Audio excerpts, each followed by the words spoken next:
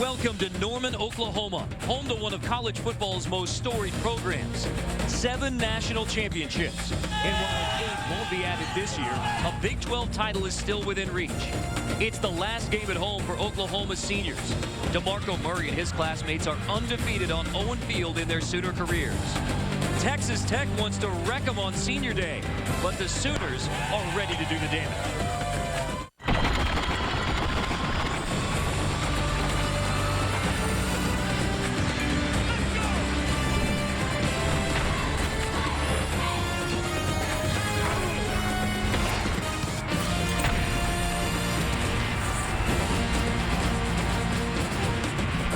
Welcome to ESPN's presentation of college football on ABC, presented by Kay Jewelers.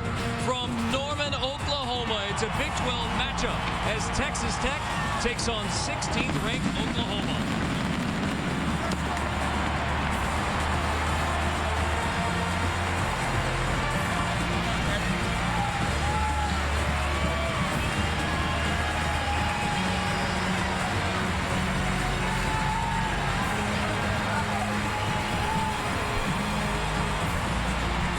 Welcome to college football tradition-rich Norman, Oklahoma. I'm Carter Blackburn, along with Oregon's winningest head coach Mike Bellotti and former All-Pac-10 quarterback at Washington, Brock Heward. Oklahoma is now out of the national championship race with their second loss to A&M last week. Bob Stoops said last year when Oklahoma was out of the national championship race, it was almost like his team was drowning, searching for air. The question for the 2010 Sooners is, how did they respond now that the BCS National Championship is out of the picture? And this is all about finishing in so many ways. This Oklahoma team not finishing in the fourth quarter, outscored by 50 points, unable to finish in the red zone on the goal line. That's cost them 2 games. And most importantly, Mike, can these seniors finish as Big 12 champions? I think they can, because last year they imploded because of loss of serious seniors, the court leadership, the quarterback. This year, sometimes when you try to play fast, you forget how to finish plays. This group went through that last year. They know what to do this year. Well, the good news for Oklahoma is they get to run on the field this week with the Sooners schooner leading them. They're at home, where they have been much better, especially Landry Jones. Well, Landry Jones has had some issues on the road. His touchdowns, the interception ratio, etc. But at home, he plays very well, and the team supports him very well at home. Sam Bradford, the Heisman Trophy winner, he set that bar about here. For Landry Jones, the redshirt sophomore, it's all about consistency in his game, and he's got to find that to take that next step in his career. Well, home teams have been big in this series the last 2 years. The home team winning big when Texas Tech and Oklahoma gets together. Exactly what the Sooner fans want today.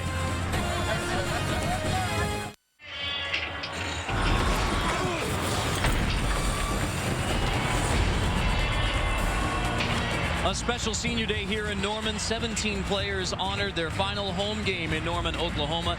It's a group that has won 2 Big 12 championships, has never been beaten on this field. TCU, the last team to come to Norman and win. That was the beginning of 2005. So how does Texas Tech today come in and do something that no one's done against this group of OU seniors? I think the only chance they have is the same game they played when they demolished the Sooners down in Lubbock last year, and that's to run the ball. Baron Batch, the running back, a career day. A career best 138 yards. They ran it 51 times a week ago to beat Missouri. They've got to control the game on the ground today. Taylor Potts was a quarterback last time when they beat him. He's here again today, very comfortable, very confident after coming off the bench last week to lead them to victory. Oklahoma will get the football first, meaning we see the potent Oklahoma offense against the Texas Tech defense. That is 118 out of 120 passing yards allowed. It'll be an opening touchback. Donnie Corona's kick goes through the end zone, so Oklahoma gets the football at the 20. Let's look at the impact players when the Sooners have the football. And it starts with senior DeMarco Murray, Oklahoma's all-time leader with 61 touchdowns. He's been healthy for a calendar year, and you see a stronger, more physical DeMarco Murray. Ryan Broyles, well, he'll become Oklahoma's all-time leading receiver today because of his unique quickness and tremendous feel in space. On the other side, Kobe Whitlock, senior, 45-game starter, 30 tackles for loss during his career for Texas Tech. Whitlock, a native of Noble, Oklahoma. A lot of ties between Oklahoma and Texas Tech from Lubbock. Play fake on first down. Landry Jones wants the deep ball, looking for Kenny Stills. Flag down. Pass interference looks to be the call as OU goes for the home run ball on the first play from scrimmage. Jarvis Phillips in coverage. Kenny Stills, a speedy receiver down the field. This was a play-action fake going deep all the way. Landry Jones stared him down, got the call.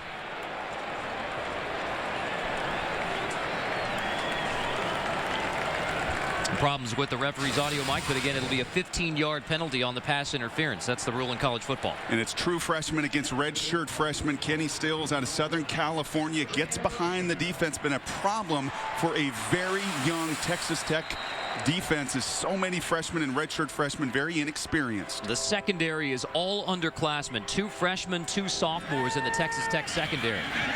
Jones throwing again. Wide open receiver on the edge for the first Oklahoma first down. It's Ryan Broyles, the junior from right here in Norman, who is putting up record numbers in his OU career. And with that reception, actually passes Mark Clayton for first in the history of Sooner football in receptions. Giving Oklahoma a first down right at midfield, right on the interlocking O&U. Option pitch. DeMarco Murray makes the first defender miss and picks up 3. You know, James Willis, defensive coordinator for Texas Tech, talked about their DBs have to get the hands on the receiver. One, to stop from going by, but also to stop the bubble screens to the outside. On Oklahoma offense, averaging 34 points, and a lot of those will go right through the hands of Ryan Broyles, especially early on. Wildcat direct snap to DeMarco Murray. Good block on the edge for Murray to get near a first down. That's Gabe Eicher, the redshirt freshman left guard, pulling. And that was a nice little wrinkle there from Kevin Wilson. A lot of check with me. You're going to see this from the Red Raiders on the other side as well. Landry Jones acting like he's getting the call from the sideline, and a direct snap to DeMarco Murray. And is DeMarco Murray not one of the most versatile players maybe in the history of college football? When you look up on purpose, his picture's next to the dictionary. We talked about that already. 2,000. Flags down here. You know, one of the things, too, Oklahoma talks about they want to play fast. They want to keep up the tempo. But the tempo has to include a balance between run and pass. They're doing a good job so far balancing up those calls.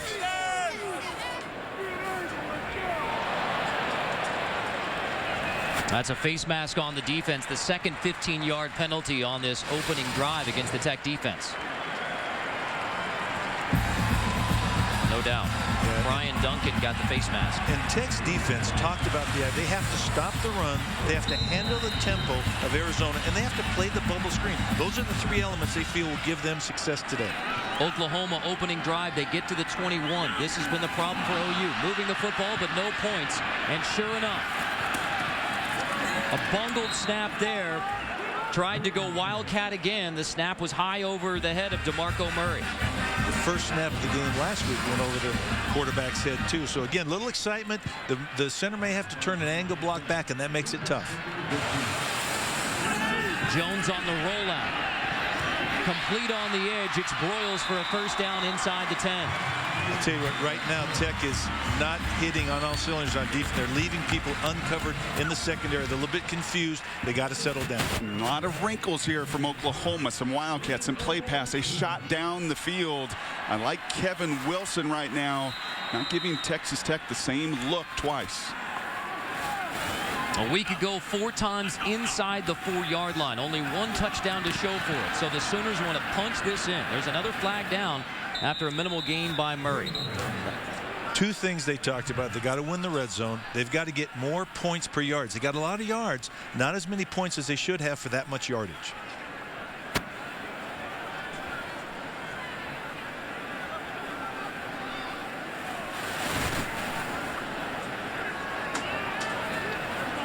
That's a chop block. Personal foul against Oklahoma. Chop block is the call, which is the combination high-low block. So as a coach, Mike, and we spent some time with Bob Stoops yesterday, and he's been asked the question a million different ways. Why not finishing in the red zone? Why has it been such an issue for this team? They don't start with a power running game. That's what you lack in the red zone. So first and goal now, screen inside. It's the true freshman Franks who gets back to the 11. Cody Davis on the stop. You're going to see this a number of times today from Oklahoma, be it Franks, be it Kenny Stills, Roy Finch as well. All true freshmen and all incredibly explosive and fast players that have stepped right into their roles as freshmen and taken off. 2nd and goal for OU. Jones finds Murray. What a grab out of the backfield for Murray. And Oklahoma's all-time touchdown leader is in the end zone on the first Sooner drive.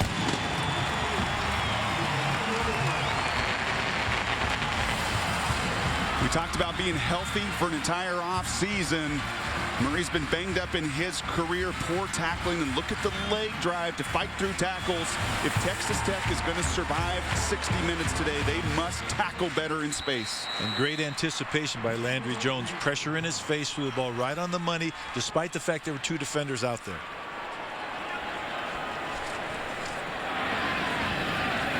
Jimmy Stevens on for the extra point.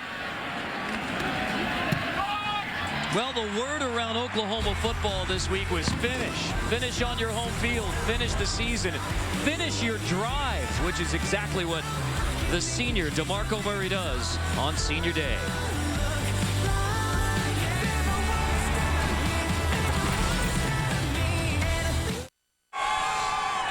Senior Day not only for the players, but for the band members, for the folks who keep the Sooners schooner. I mean, this is the last home game for Oklahoma seniors. Isn't it great to be in a venue with 85,000 people that love football, just love being back in Norman? And the fans themselves grow attached to the seniors. When you come out, there's not going to be a dry eye in the place at some point because of these seniors, both the family and the fans themselves. And you saw Eric Stevens there, the electric sophomore from Texas Tech, the all-time leader in kickoff return yards in an area where Oklahoma's really struggled this season. 2 out of the last 3 weeks, Oklahoma has given up a kickoff return for a touchdown. Those the losses at Missouri and Texas A&M. High kick bounces at the 15 this time. It's Harrison Jeffers on the return for Texas Tech. We see the Red Raider offense. Taylor Potts back in his familiar starting role as quarterback for the Red Raiders. And benched a week ago and responded the way you'd love to see a senior respond. Came in late in the second quarter and really led Texas Tech to that victory over Missouri with 3 touchdown passes. A lot like Landry Jones, a rhythm tempo quarterback. And when he's on, if he gets hot early, he can be dynamite. Came into the game last week against Missouri when Tech was down 17-3. They won that game 24-17. Batch gets the handoff and picks up 3. Lewis on the stop. Let's look at the impact players when the Red Raiders have the football. Baron Batch, a member of the 2,000-yard rushing, 1,000-yard receiving, runs downhill and with great power. Leong having his best year of his career, most explosive wide receiver, and again tied for the national lead with 15 TD receptions. And for the Sooners, Travis Lewis at linebacker, sideline to sideline, 333 career tackles. Pocket holds up for Potts. He completes over the middle. Zuzalik makes the grab and goes rumbling into Oklahoma territory. Austin Zuzalik makes the grab. Great protection and great anticipation and patience by Taylor Potts. He sits in the pocket here. You see him survey the field, come across, wait through, right between 2 linebacker defenders to the open Zuzalik. You will not find a smaller window. If he hesitates a moment, that's an interception. 35-yard pickup. Potts off the quick snap, swings it to the outside. Leong makes his first catch. Both of these teams like to play fast. You're seeing it right now. They're both no huddle. Texas Tech will probably sit at the line of scrimmage a little bit more than Oklahoma. Red Raiders became a famous offense under Mike Leach. Tommy Tuberville coming from the SEC, bringing more of a run game. But still, it's Texas Tech throwing the football 5 wide on 2nd down and short. Stevens motions into the backfield. Takes the handoff. Oklahoma ready for it. Stopping Stevens short. Jeremy Beal leads the Oklahoma defense. And you talk to Neil Brown, one of the youngest offensive coordinators in all of college football, and he would tell you we're not playing at the breakneck speed I would like, largely because of some of the deficiencies defensively and also because Tommy Tuberville wants more of that run element. 3rd down and 1. It's the Wildcat look for Texas Tech. Stevens takes the direct snap, picks up the first down inside the 10, inside the 5. Eric Stevens, the sophomore from Mansfield, Texas. And again, picking up on what they did last week to beat Missouri, run the football. And again, everybody knows they're going to do it, especially from the Wildcat. But great blocking up front. That's a hole we all could have run through. Adrian Waddle, tremendous job at left tackle of washing down that edge and creating a seam. On 3rd and 1, a 17-yard pickup. First and goal. Minimal gain by Stevens. Adrian Taylor, one of the Oklahoma seniors, in fact, one of the recipients of the Don Key Award, he and Jeremy Beal, which goes to the senior who's showed the most leadership and effort, named after a former Oklahoma football player who battled cancer in the early 1980s. And again, there's no subterfuge here. They're taking the quarterback off the field. So again, eliminates the pass worry for the Oklahoma defense. It'll be Lewis taking the direct snap here. You may throw this ball just as we talked about. Touchdown. Darren Moore gets the touchdown grab off the toss from Detron Lewis. Again, the Oklahoma defense, assuming there is no pass threat, is going to commit to the run, allows the receiver to get open late. Well, we see on this first drive, penalty flag down. After the play, unsportsmanlike conduct, offense number 14. A 15-yard penalty will be enforced on the kickoff. The touchdown is good. Well, that'll be interesting to see, because they say you can celebrate with your teammates. You just can't draw individual attention to yourself. Let's see. And Tuberville talking about the Big 12. The one difference with the SEC is the ability to throw the ball. You've seen that now with both teams on these drives, and even a receiver getting it done with the touchdown pass.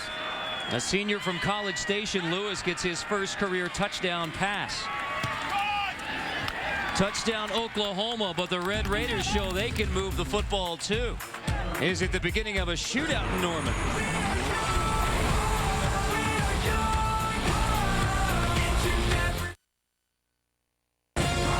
ESPN's College Football on ABC, brought to you by K Jewelers, the #1 jewelry store in America. Every kiss begins with K. Chevrolet. And Bud Light. It's the sure sign of a good time. Here we go. Billy Sims still looms large in Norman, Oklahoma. This is a place that takes its football tradition very seriously. Very proudly and very seriously. Whether it be the Sooner Legends Hotel, it's a whole hotel. It's Barry Switzer. You had the great pleasure of having the Barry Switzer suite, didn't you? I had that great pleasure in seeing a lot of old Sooner fans, and actually some old Sooners were there staying at the hotel itself. The Boz was here 2 weeks ago, and they honored the '85 championship team when we were here. Texas Tech kicking off from the 15 because of the celebration penalty after the touchdown. So a return chance here for Oklahoma. Finch bobbles it near the 10. To the 30, so good kick coverage there from Texas Tech. Let's go back to why Texas Tech's kicking off from the 15 anyway. When you look at this, I don't know that that's prolonged or excessive. I don't know if he's signaling his fans that are right there. But the problem is, as soon as that flag comes out, as a coach, you got to say, that was wrong. You made a mistake. Let's not do it again. You're going to see Tommy Tuberville walk in and say, look at where we're kicking off. But I think that's a terrible call. In a game of this nature and magnitude, the last Big 12 game for Texas Tech, that's not taunting. Let the kids play a bit. Oklahoma gets it back. 2 possessions, 2 touchdowns in the game, 1 for either side. Landry Jones rolling, throwing, complete on first down.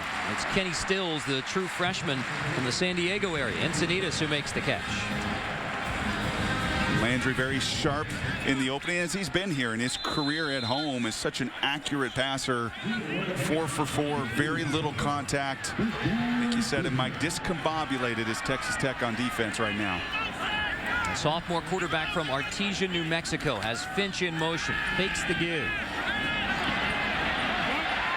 Landry Jones will dump this one incomplete. Really spreading the field right now, and again going side to side. Roy Finch, who did not play a very big role last week, which surprised and displeased a lot of people in there, but rightly a decoy right now so far.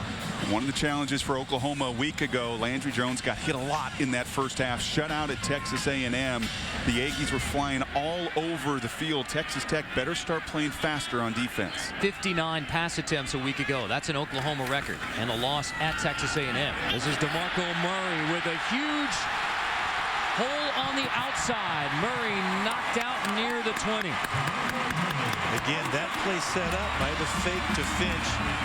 on the sweep or end around. And again, it's set up, sort of got the eyes going that direction. You see it a little bit here. And then DeMarco Murray showing great speed, getting to the outside, turning it on. And left tackle Donald Stevenson holding that edge. When you see those running backs get outside, it's largely a tight end. In that case, Donald Stevenson, the left tackle, does a really nice job of technique, getting his shoulders outside, creating that room to run.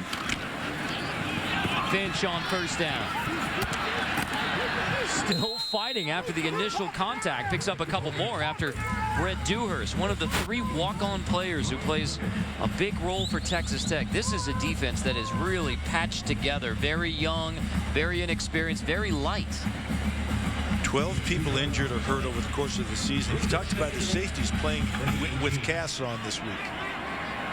Oklahoma in the red zone again, inside the Texas Tech 20. First trip, it was a touchdown. Finch stood up this time. It'll be third down. Brant Bird, the middle linebacker from Odessa Permian High School, on the stop. And he was up top. But how about Colby Whitlock, the impact player, the defensive tackle, making his 46th consecutive start. Look at that little power plug. Very stout at the point of attack. That's a lot of football. I mean, when you play that many games, you start that many games, you're doing a lot of things right. Champion wrestler in his high school career in Noble, Oklahoma. 3rd and 7. Jones over the middle, incomplete. This is 4th down for Oklahoma. And it's another trip to the red zone for the Sooners, where they don't get it in the end zone, settle for a field goal. And that's got to frustrate the coaches. I tell you what, they want touchdowns. They talked about having to win the red zone by scoring touchdowns. We don't want field goals. Got to get the ball in the end zone. Remarkably, that's the 51st trip to the red zone for Oklahoma's offense. Just 22 trips in the red zone. Their defense has allowed. But when you're just around that 60% mark for touchdowns, that's not good enough. 34-yard attempt coming from Jimmy Stevens. He's 6 of 8 on the year. Make it 7 of 9. Boots it through. So points on the board. Oklahoma in the lead. But it's 3 rather than 7 for the Sooners. Hey, I'm Mark Cheney. I'm an exercise science senior. This is my last game driving the Sooner schooner. We've got 2 guys in training. Go Seniors.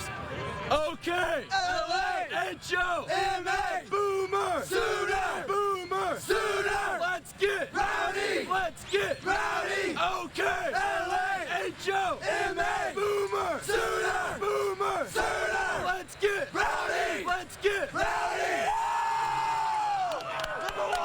Roughnecks in training, ready to take over. So the last ride on the buckboard by Mark Cheney, credit belonging to Mike Bellotti for immediately knowing what that is called. Eric Stevens on the return for Tech. Hit hard at the 26. Yeah, well done, Mike. You knew exactly when you saw the Sooner schooner that was the buckboard.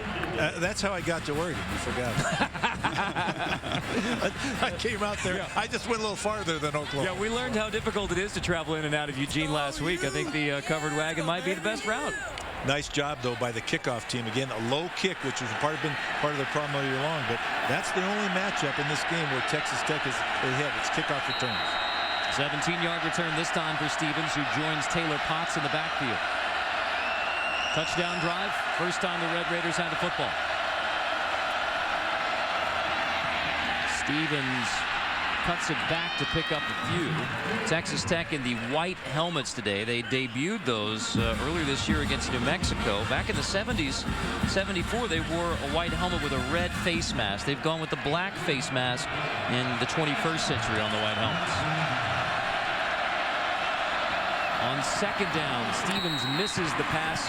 Jeremy Beal disrupting the pass intended for Stevens. And speaking of the 21st century, how about last week against Missouri? The first time this century the Texas Tech ran the ball more than they threw it. 51 times a week ago. I don't see that happening here in Norman this afternoon. But already early, first down run, you're going to see that emphasis more than you ever saw with Mike Leach. And they say to be effective as an offense, they've got to convert at least 50% of their third downs, which is a high number, but they're a drive-oriented team. On 3rd and 7, Potts flings it to Batch out of the backfield, who was dropped in space by Jamel Fleming, the excellent junior cornerback. And boy, did Brent Venables And Willie Martinez rave about the way that their corners have developed this year, Hurst and Fleming. And just look at the technique on that last play. He knew where his help was coming from. His sole job was to make sure that that back does not break his containment. He knew his buddies were going to come help. Fleming sticking to the details. Redshirt junior really having a nice season. Jonathan LaCour to punt, the senior from Kingwood, Texas. He's been solid for Texas Tech this year. Ryan Broyles to return. Broyles lets it bounce and roll to near the 25. Well, tonight you get a chance to see the explosive Oklahoma State Cowboys go down to Austin to try and beat Texas for the first time in the Mac Brown era. Saturday Night Football presented by Southwest Airlines on ABC, 8 Eastern, 5 Pacific. Some of the nation will see USC versus Arizona or Clemson versus Florida State. Go to ESPN.com, search maps to see where you can find your game. I think we said this last time we were in Norman. You better give Mike Gundy a lot of respect and Coach of the Year type of honors right now, losing so many Cowboys a year ago and having his team playing at such a high level. It's amazing that Justin Blackman was not even a focus of the Oklahoma State offense a year ago, and he's leading the nation in receiving. DeMarco Murray, solid gain on first down. You know, good push up front right there. And if there was one thing that Kevin Wilson talked about, it's getting more punch and a physical nature at the line of scrimmage. And again, DeMarco Murray running north and south in his shoulder pads ahead of the ball. We've already called DeMarco Murray a lot. We've already called Jeremy Beal a lot. Two of the seniors, two of the 17 playing on senior day. On second down, it'll be Murray again on the toss. Murray has a first down for the Sooners. And Mike, what about seniors on senior day? Do you expect a different level of play? You absolutely do. Sometimes they become too emotional, though, and you got to settle them down because it's their last game on their home field. All their friends and family come to watch it. But a lot of times you get unbelievable performance.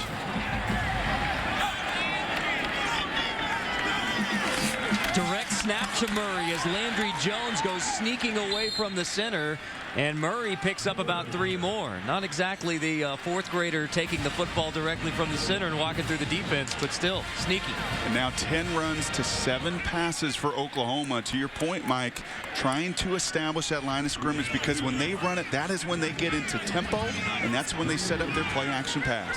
It takes a lot of pressure off Landry Jones as a quarterback, too, when there's an efficient running game working on that day. Red Raiders show pressure on second down. There's the play action. There's the deep ball. Stills makes the grab. Kenny Stills into the end zone. Run the football. Play action. Hit it over the top. Touchdown, Oklahoma.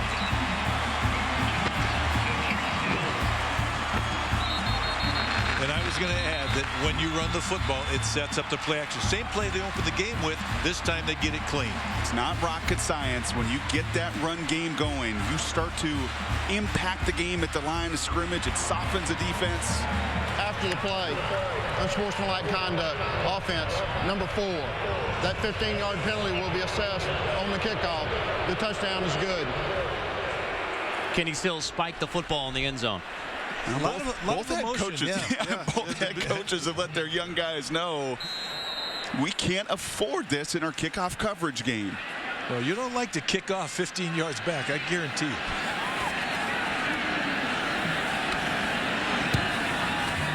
Jimmy Stevens' PAT is good. How about an explosive 4-play, 75-yard drive, 1:29. Forget this first and goal from the 4 stuff. Let's just hit him over the top. And play action pass, the first play of the game, a little bit different impact now that you've been able to run it the way they have. And you see the speed of Kenny Stills, one of the fastest freshmen, 4.40. Those eyes of those safeties and those linebackers start to look at that fake. When you got a youngster that can run, he can get behind that defense as Stills did. Yeah, that's the penalty. That obviously is one that would get called every time. I'll tell you, coaches out there ready to get him.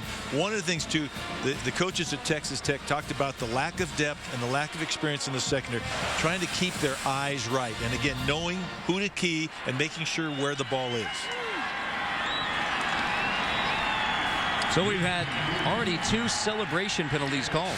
And take a look at this Texas Tech defense. When you run the ball and you have Wildcat and you have DeMarco Murray pounding the ball, look at all 11 guys within 5 yards of the line of scrimmage.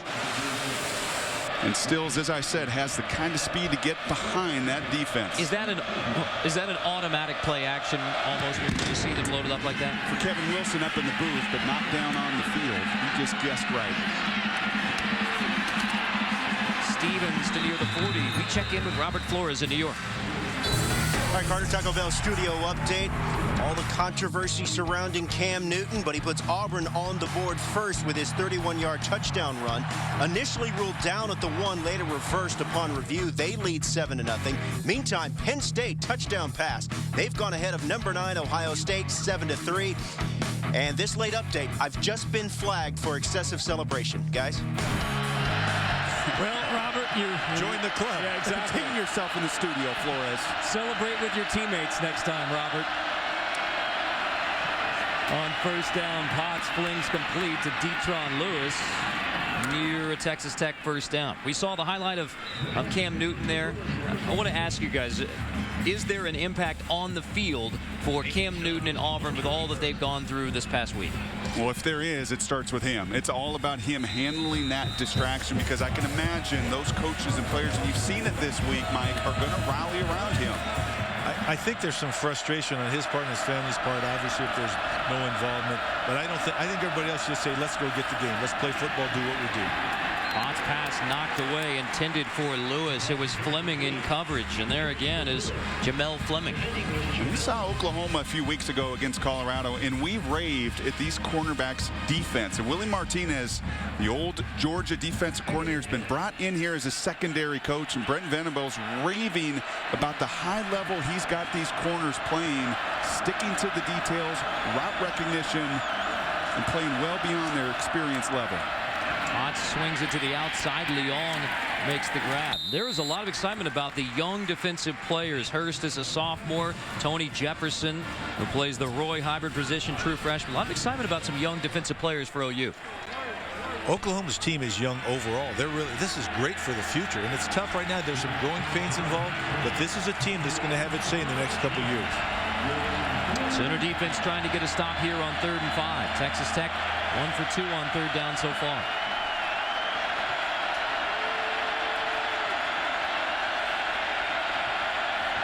They're getting their alignment straightened out, make sure who's on and off the ball. 4 seconds to get the snap off. Whistle. Could be timeout Texas Tech with the play clock winding down. So before 3rd down. Timeout Texas Tech. Their first charge timeout of the half. One of the fun things we do on the ESPN family of networks is the tip-off marathon. 21 games on ESPN, ESPN2, ESPNU, ESPN3.com. It's more than just 24 hours of hoops now. It is 21 live games, both the men's and women's national championship team, both Duke on the men's side, UConn on the women's side. It begins following Monday Night Football. We'll take you through every hour, no matter what time you turn on the ESPN family of networks. There's going to be basketball going on. Games in 4 time zones, 17 U.S. states, including Steve Lavin's return to the Bay, taking St. John's out there to play St. Mary's. You call these hoops games, too. Who do you like? Well, I think Duke is going to be pretty good this year. I think Singler and the Blue Devils. And if you're a Big 12 fan, keep your eye out for Tristan Thompson at Texas. I just got booed here in Norman for saying that. 3rd and 5.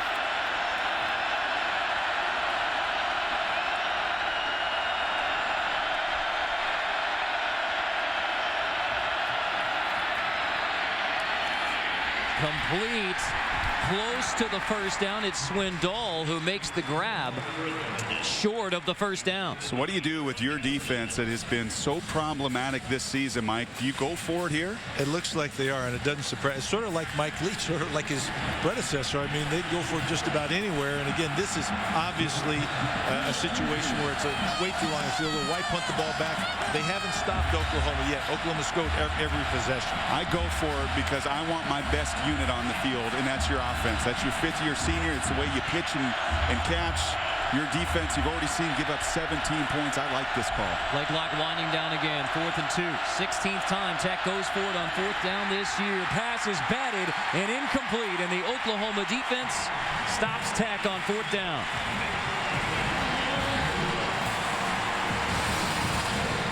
It's going to be Ronell Lewis, the sophomore, back from a knee scope. They like having his athleticism, and you see the anticipation. That's well done for the sophomore. I know I can't get there. He sees Taylor Potts aim to fire. He times his jump right. Big 4th down stop. The sophomore from Dewar, Oklahoma, town of fewer than 1,000 people, played 8-man football until his senior year. He's a sophomore now at Oklahoma, becoming a defensive star. Sooner football, play action from Jones on 1st down. Now he'll step up, throw complete across the 40 for a Sooner 1st down. It's a dragging Ryan Broyles.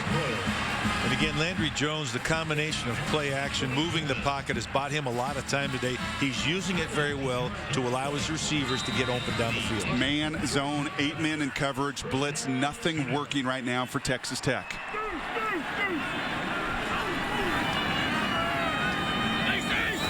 Yard pickup to the Sooner 40.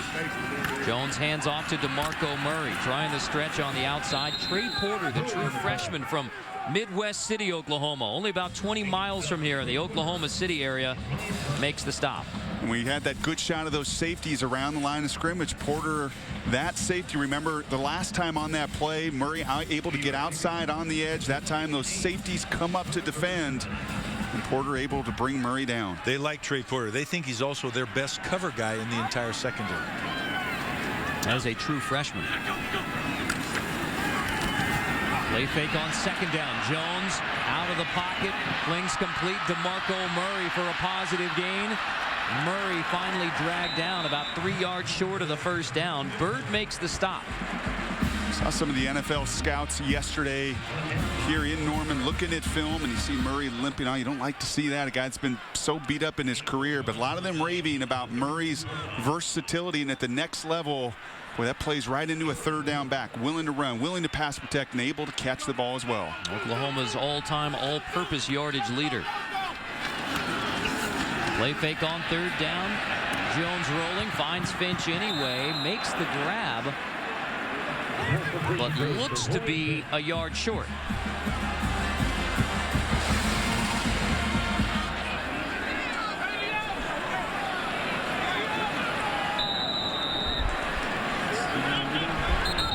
Oklahoma is averaging nearly 10 yards per play.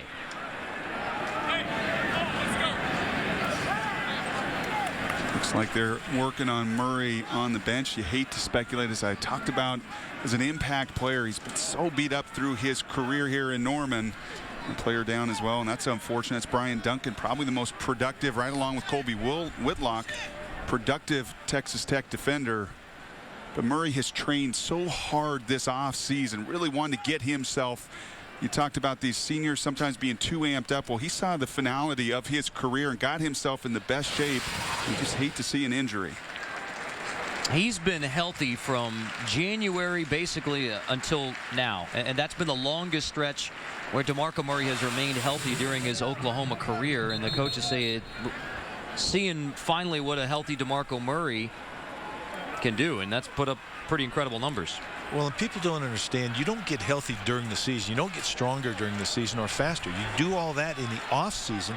He's never had that opportunity, so this is the first time he's had a chance to really affect his physical status. Sooners line up for it on 4th and 1. Moses Madu in the backfield now with Trey Millard, the true freshman fullback.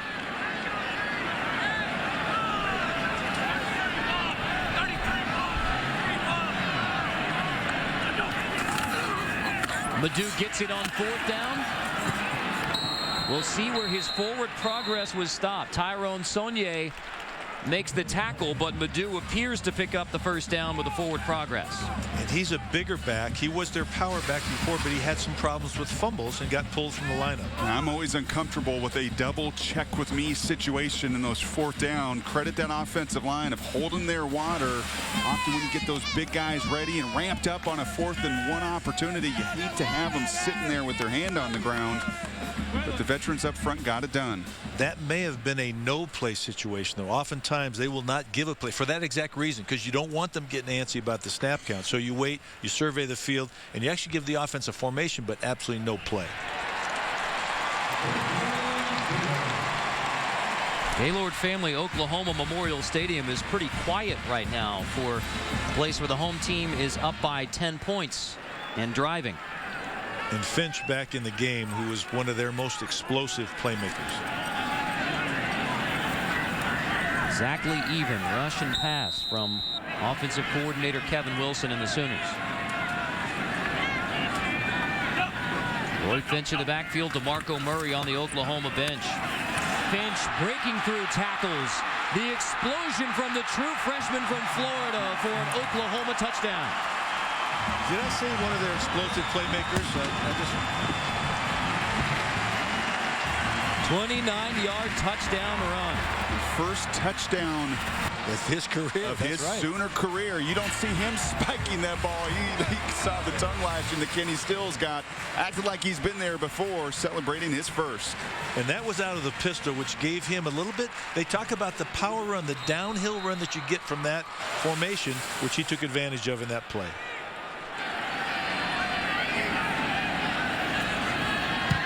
Jimmy Stevens remains perfect on the year. PATs 24-7 Oklahoma on Texas Tech. 29-yard touchdown run for Roy Finch into the end zone for the first time as a Sooner.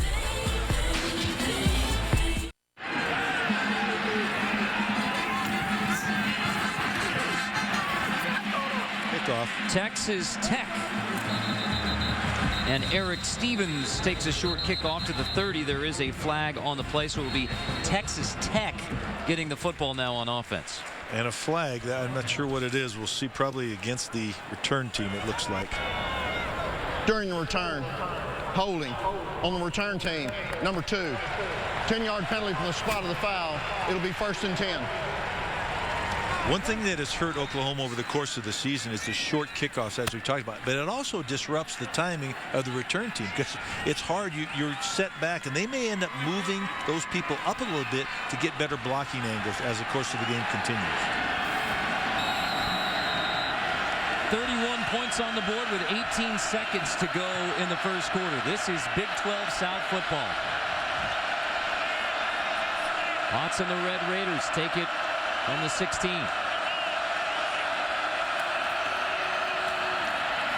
Batch on the stretch for just a few. What will likely be the last play of the first quarter. Well, Wisconsin got 83 today. The Sooners have 24 in the first. How high can Oklahoma count today on Senior Day in Norman? 24-7 at the end of one.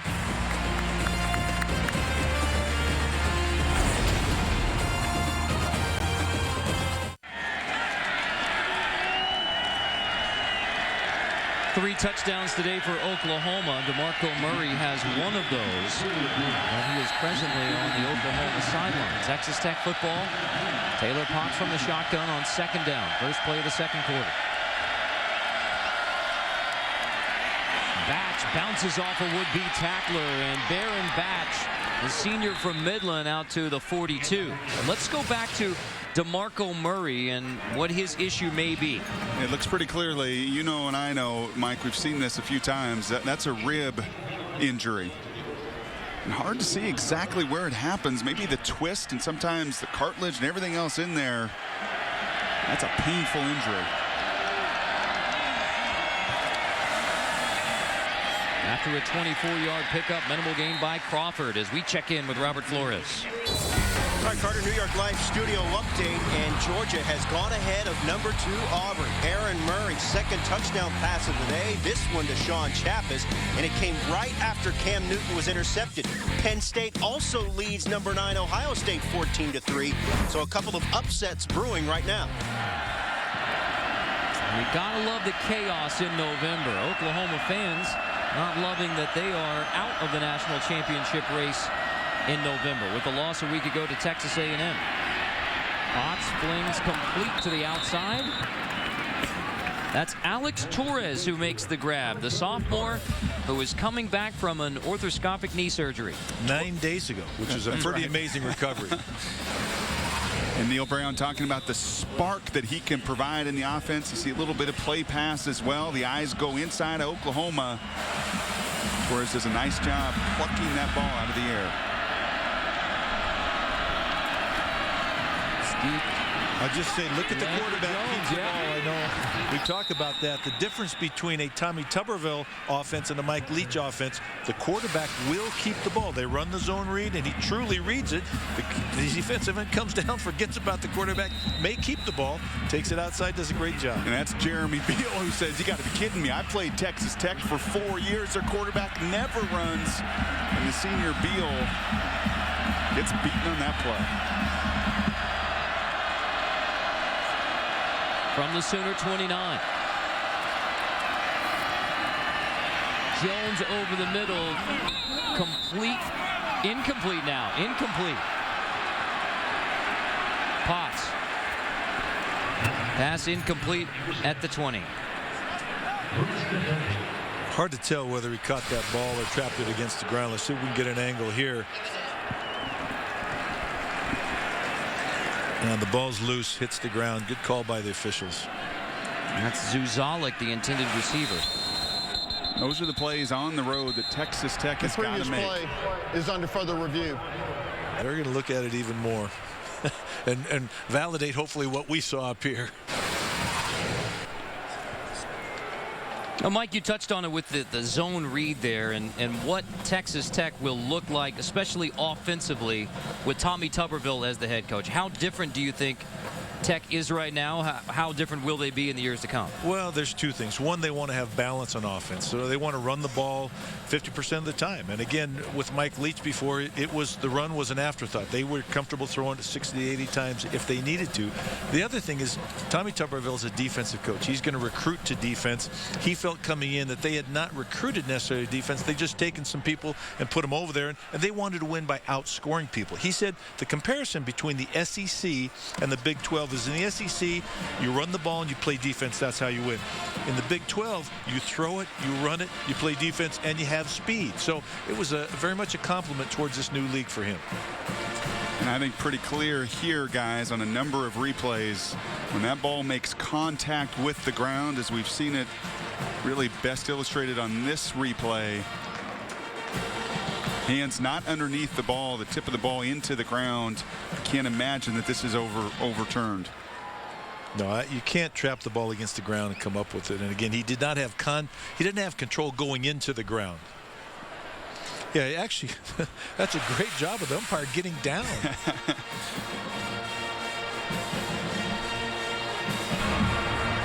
After further review, the ruling on the field stands is called incomplete pass. Now, the one thing Tommy has done is he does want to turn around this defense, but he hired Neil Brown away from Troy, keeping a lot of these same principles. They do want to run it more, but they will recruit to this spread. He hired the young coordinator because he wants to continue to throw the ball. Feels like you need to do that in the Big 12 South, but much more emphasis on the defense than you've seen in Lubbock over the last decade. I mentioned earlier a week ago against Missouri, 51 rush attempts, the most in 11 years for Texas Tech.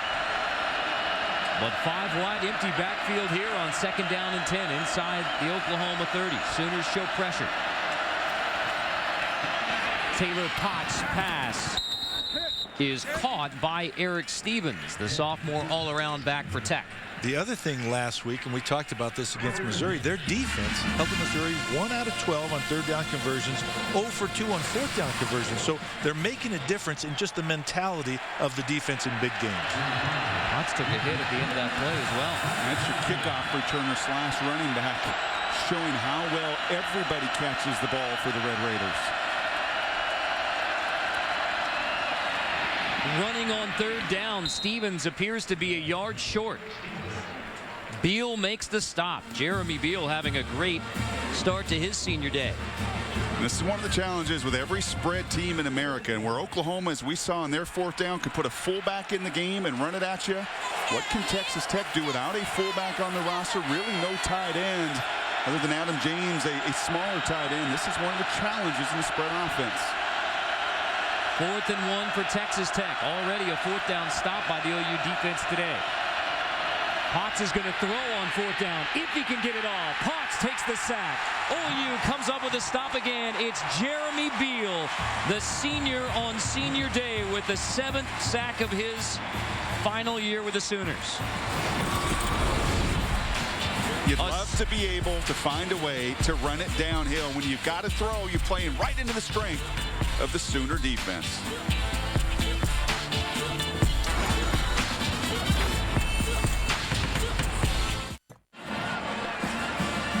Bob Stoops and the Oklahoma Sooners with a 24-7 lead on Tommy Tuberville's Texas Tech Red Raiders. It's college football presented by K Jewelers from Norman, Oklahoma. Carter Blackburn with Mike Bellotti, Brock Heward, and our outstanding ESPN crew. Landry Jones' pass is caught by Broyles at the 40 for an OU first down. 13th first down already by the Sooners. And just look at the difference in Landry Jones this week in the film that we watched yesterday.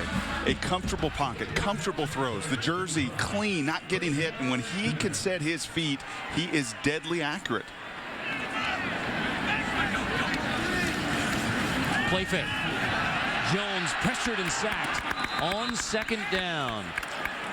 And again, up to that point, the lack of pressure definitely was working in Jones's favor. Long time on the play action. Their better job in the secondary covering it, which allowed the pressure to get there. Dartwan Bush gets the sack, true freshman. Defensive coordinator James Willis says he is the Red Raiders' best pass rusher, and he shows it there. Forcing 2nd and 15 after the loss of 5. Finch gets it, bounces outside. Roy Finch picks up about 6. It'll be 3rd and 9 for Oklahoma. And again, I'm going to come back to the idea they talked about, getting the hands of the DBs on the receivers to make them work harder, take longer in their routes, that would allow now the pass rush to get to Landry Jones. And Murray back in the game, heavily padded up. They put a lot of bandages around those ribs, but you see him right back in the game on the 3rd and 9. Watch him as a route runner, very dangerous.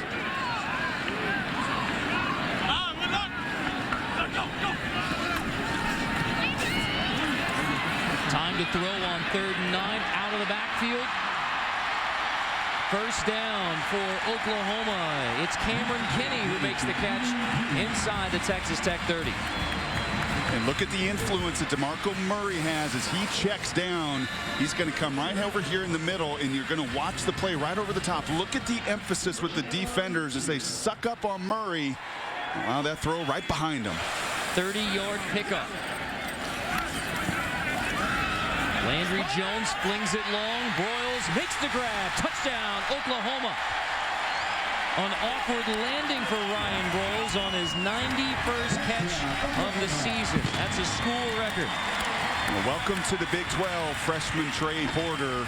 You're going up against one of the very best in Ryan Broyles, whose body control, his speed, he's got unique quickness. He sets that edge, gives his quarterback plenty of room, Mike. And those two have done it a number of times. Well, an awkward landing, but it doesn't hurt half as much right now, I'll just tell you. Only 5 plays, 72 yards. The Sooners are up to 30 now. Less than 5 minutes into the 2nd quarter. Stevens PAT makes it 31-7. The Sooners finishing. ESPN's College Football on ABC, brought to you by Ford. Drive one. Citizen Echo Drive, fueled by light, it never needs a battery. Unstoppable, just like the people who wear it. And Avatar, Extended Collector's Edition on Blu-ray and DVD Tuesday.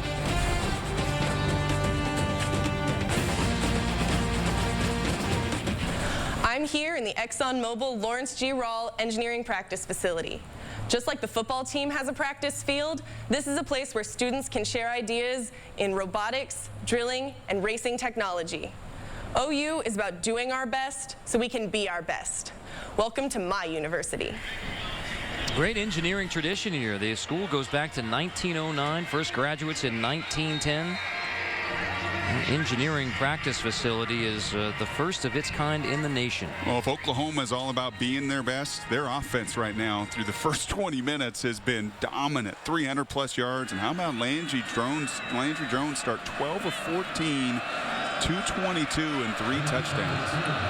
We talked about he's pretty successful at home. He has a great supporting cast, but there's something about playing for the home fans that brings out the best in him.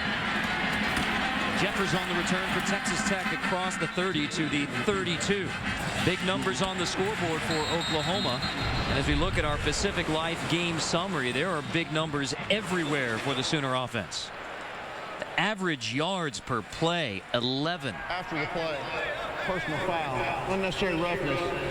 Return team. They're just 40 yards away from what they put up last week in 4 quarters against Texas A&M. Well, nearly a first down a minute is not bad. Efficiency and production here into the second quarter. Another penalty. This will be a personal foul. Nobody this week saying, where's the flag? You know, the interesting thing in college football, and as a coach you sense this, but you watch it too, you know, Texas Tech beats Missouri. Missouri beats Oklahoma. Oklahoma right now is beating Texas Tech. There's no rhythm or rhyme to any of it. Home field advantage? It's all, I'll tell you, it's all about matchups. It really is about matchups. People don't understand that exactly. Amazing that Missouri was held to 95 passing yards by this Tech defense a week ago. Baron Batch dropped for a loss by Price Macon there. 1 for 12 on third down. Missouri against Texas Tech in that loss at Lubbock. And Oklahoma is just rolling right over the Red Raiders in the first half. No, they're physically dominating the line of scrimmage. Texas Tech has been woeful at best in their tackling. And there's no margin of error. You've got to convert on 3rd and 4th downs. Texas Tech unable to do so today. Complete on the outside. Detron Lewis makes the catch. He had the touchdown pass for Texas Tech. Well, and in the first series, Texas Tech went fast, much like Oklahoma. They're slowing it down quite a bit now, again, to rest their defense. They recognize that's not the right matchup. They want to keep their offense on the field and really, in a sense, chip away. Ran 101 total plays a week ago against Missouri. 26 so far for Texas Tech today. On 3rd and 5. Potts, time to throw. What a grab by Detron Lewis. The one-handed catch at the 41. Takes the contact from Quentin Carter and makes the grab. That'll be a highlight film right there. Wow. Nice job. One-handed, reach out again, defeat the coverage. You run it down the field, double covered there, bracket coverage, breaks inside, and again, just reaches out. What a great catch. And that's the challenge when people say double coverage and bracket coverage. At times when you can get inside of that double coverage, you can really take advantage of a void. Looks like the commercial of the guy in the parking lot trying to hold on to his beverage. And one of the things Texas Tech, they play catch all the time. They pride themselves on playing catch in practice, throw and catch. That's what this whole offense is built on. The junior from Oklahoma City's Millwood High School. Tremaine Swindoll makes the catch there. But only a 3-yard gain. Potts is 11 of 15 passing. Stevens short of the first down. I like that guy.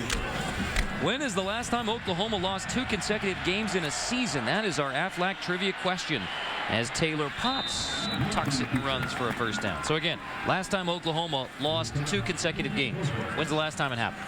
Aflac trivia question. Ponder that. Well, when was the last time that Taylor Potts had more than one run in a game. Does it never happen with Mike Leach? That is the zone read principle. That's where he got out the gate on the long run outside of Jeremy Beal. He does it on the other side as well. Oklahoma's got to start accounting for him carrying the ball. 2 first down runs by Taylor Potts today. To the air, incomplete. In all honesty, they're not accounting for him. You're absolutely correct, and I don't think they respect him.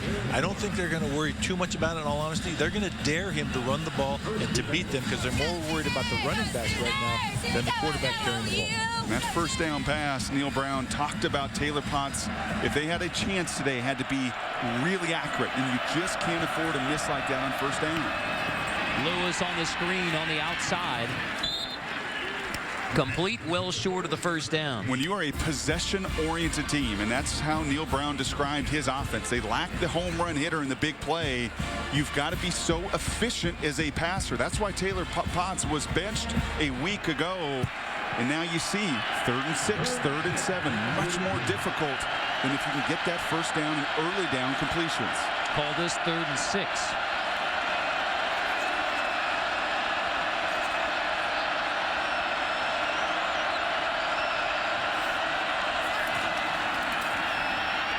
Potts fires, intercepted.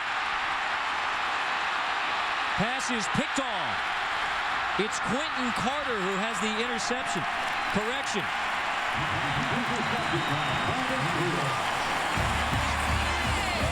It's Travis Lewis who has the pick. They had a drop coverage here. They faked like they were blitzing. They dropped 8 into coverage. It was very difficult. There was really no lanes to throw. You see this? See everybody drop off and wall the receivers from inside out. See, 20 has nothing to do but just hang and plays the quarterback's eyes, sees the ball, easy interception. Again, bad read by the quarterback. And Taylor Potts trusting that Detron Lewis is going to continue to come out of that break and try to cross the face of Travis Lewis. When that defender is sitting there and you see Neil Brown talking to him, you just can't afford to force it into no window of opportunity on that pass. Second INT for Travis Lewis, the junior from San Antonio, Texas. Landry Jones going long on first down. Boyles slips, it's incomplete. Flag down. Another late flag, which typically those flags, again, before or after the whistle, really bother you as a coach.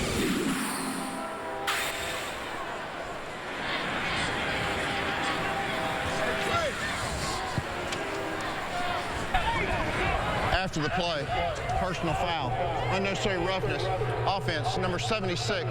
It's a 15-yard penalty. It'll be second down.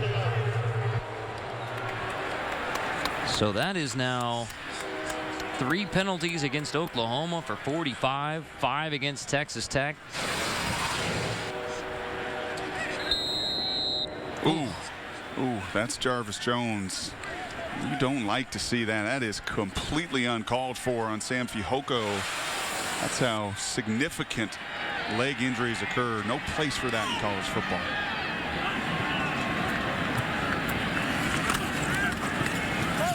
Second long screen, Cameron Kinney, no gain. Answering our Aflac trivia question. Aflac! You have to go back to 1999 since Oklahoma has lost back-to-back games. That was Bob Stoops' first season as head coach at Oklahoma. This is 3rd down and long for the 2010 Sooners. Jones flings it long, intended for Kenny, just overshot him. Heck of a throw by Landry Jones. And unable to overcome that 15-yard penalty. It hurts you. Now, we've talked a number of times today with Texas Tech and digging themselves out of a hole. But Jarvis Jones, I don't understand what you were doing on that play at all. I know we've seen Bob Stoops a couple times today with some of the discipline issues and the personal foul on Kenny Stills. They're going to look at that one on film, and they're going to talk to Jarvis Jones because that's the stuff people around college football and Texas Tech will take notice of. And as I said earlier, there's just not a place for that in the college game or pro game or any level of football. Press way to punt. Detron Lewis back. This is the first time that Oklahoma has punted. They've scored on every other drive, trickling into the end zone. Oklahoma rolling over the Red Raiders. It's a Mount Rushmore of coaches around Oklahoma football. I go back to The great Benny Owen, coach from 2005 to 1905, rather, to 1926. Then Bud Wilkinson, Barry Switzer won 3 national titles. Bob Stoops won a national championship in 2000. Benny Owen actually won a total of 410 games as a coach here. Between football, basketball, and baseball. He coached all 3 sports in the early 20th century. That pass is intercepted by...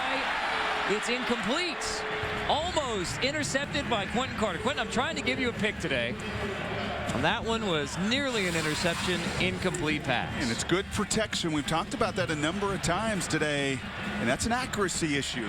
Taylor Potts, normally a very accurate guy like Landry Jones. We've now seen 3, 4, 5 passes where you must be precise within this offense. On 2nd and 10. Crawford, the junior out of Memphis, Tennessee, keeps the legs churning to the 39.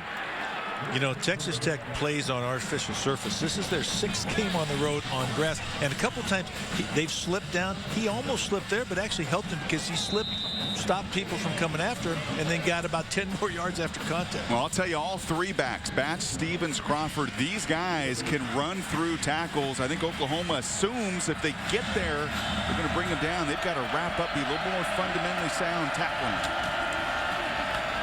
Stevens stood up. Quentin Carter there on the stop after a 4-yard gain.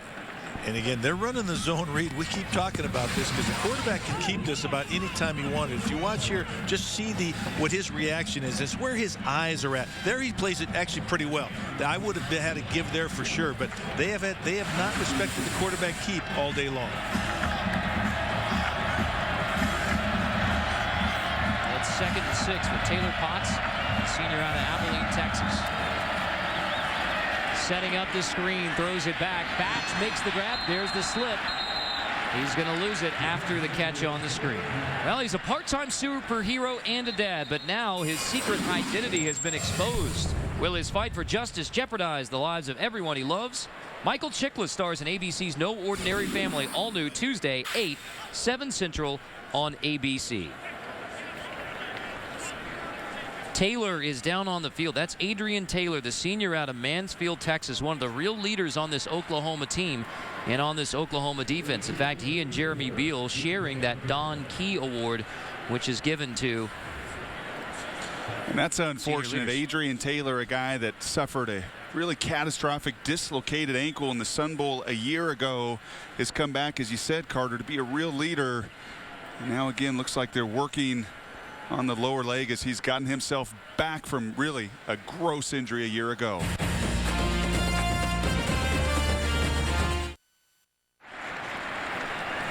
This is a tough one. One of the senior leaders of Oklahoma's football team being carted off the field on his senior day. Adrian Taylor, the senior from Mansfield, Texas. Doesn't look like he's hit or leg whipped or anything. That's just, I hate to see that for a senior that's worked so hard to get himself back on the field. That looks like an Achilles tendon type. There's something that goes without contact, which is difficult. So again, we wish him well. And that was before the game. Jeremy Beal and Adrian Taylor being presented with the Don Key Award.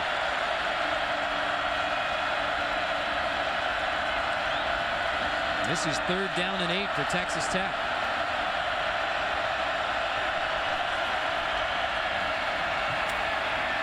Potts throws complete near the 1st down at the 50. It's Lewis who makes the catch. I tell you what, great accuracy on that throw and great job of coming back between defenders. Very small window there, great patience, and again, see him come back, beat the defender back to the ball. Both teams no huddle, hurry up offense is pressing the tempo. Batch gets the handoff on 1st down and picks up a positive 4 yards before Quentin Carter makes a stop. And if they're going to control the ball, it's going to have to be with a mix of run and pass with a heavy dose of Baron Batch. Well, that zone read, as you saw with the defensive end on the last play, that can slow down a defense. You talk about running to set up play action. Well, running also can slow down very active defensive lines.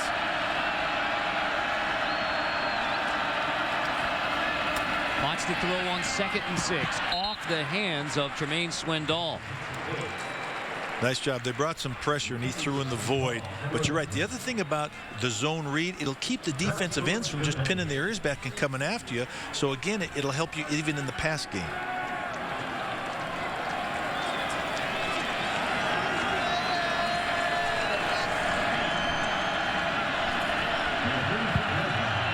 Third down.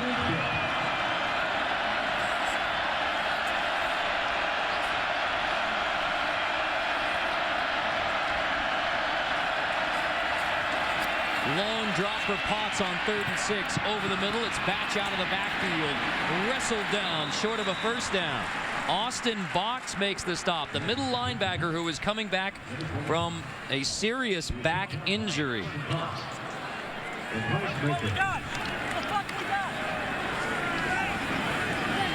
Brent Venables, defensive coordinator, excited to have Austin Box back. Said that he had a significant injury to the point where they almost had back surgery to end his career. And like Adrian Taylor, you just got to give those guys, these college athletes, credit for all that they have to do as student athletes and rehab and working and surgeries to get back on this field. In that case, like a really saving tackle on 3rd down.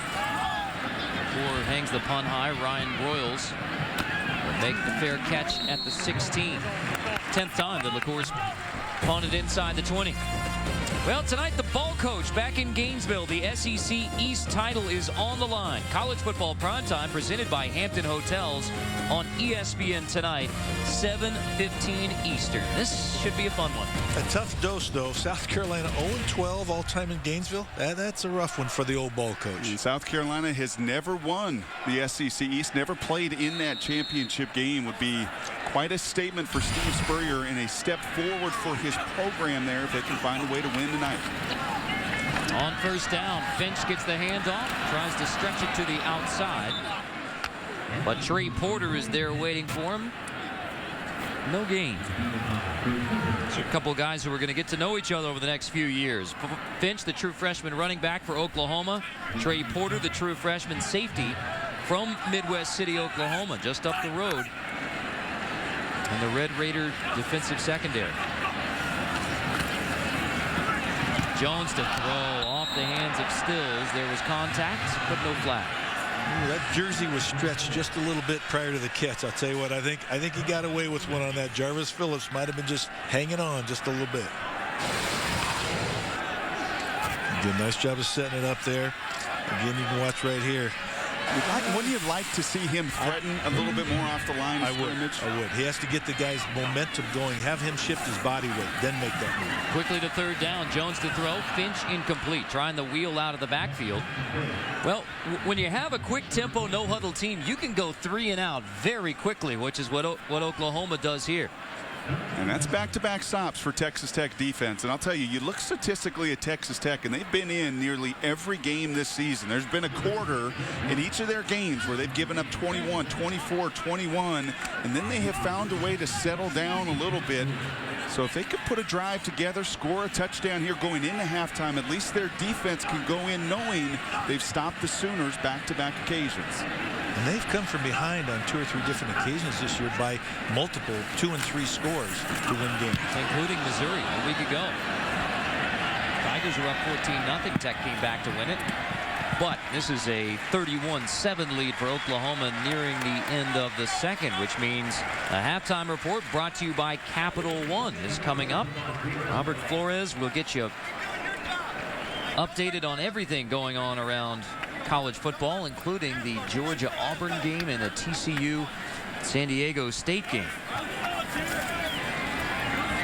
That's a 56-yard punt from Tress Way, backing Texas Tech up to the 26.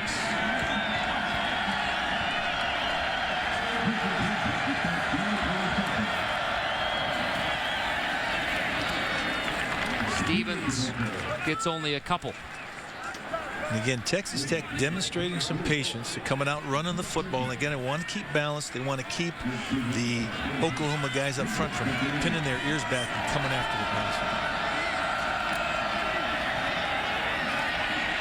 Potts pressured and sacked on second down. It's Jeremy Beal with his second sack of the day. And again, you can't take a sack in that situation. You'd rather see him throw the ball away. 1, to save yardage, and 2, to stop that clock. Timeout, Oklahoma. 30 seconds.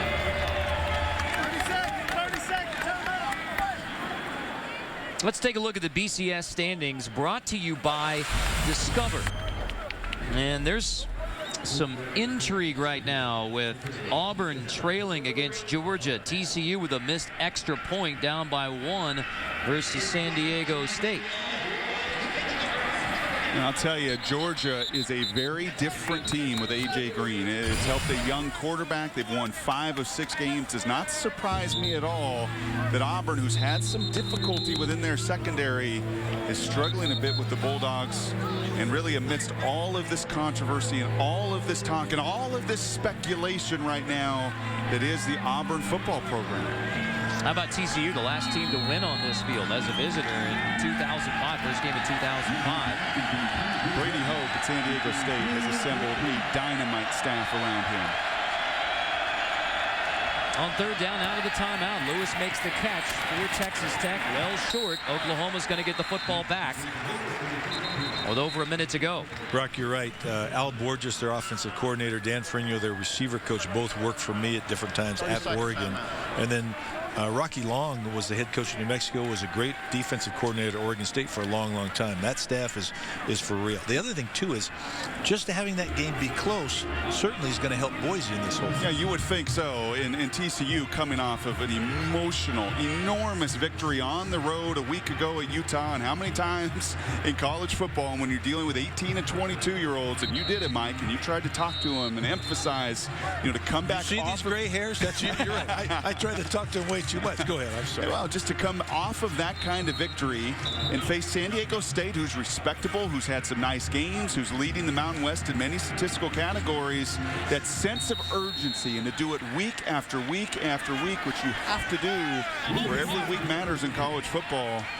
TCU in a tango right now with San Diego State.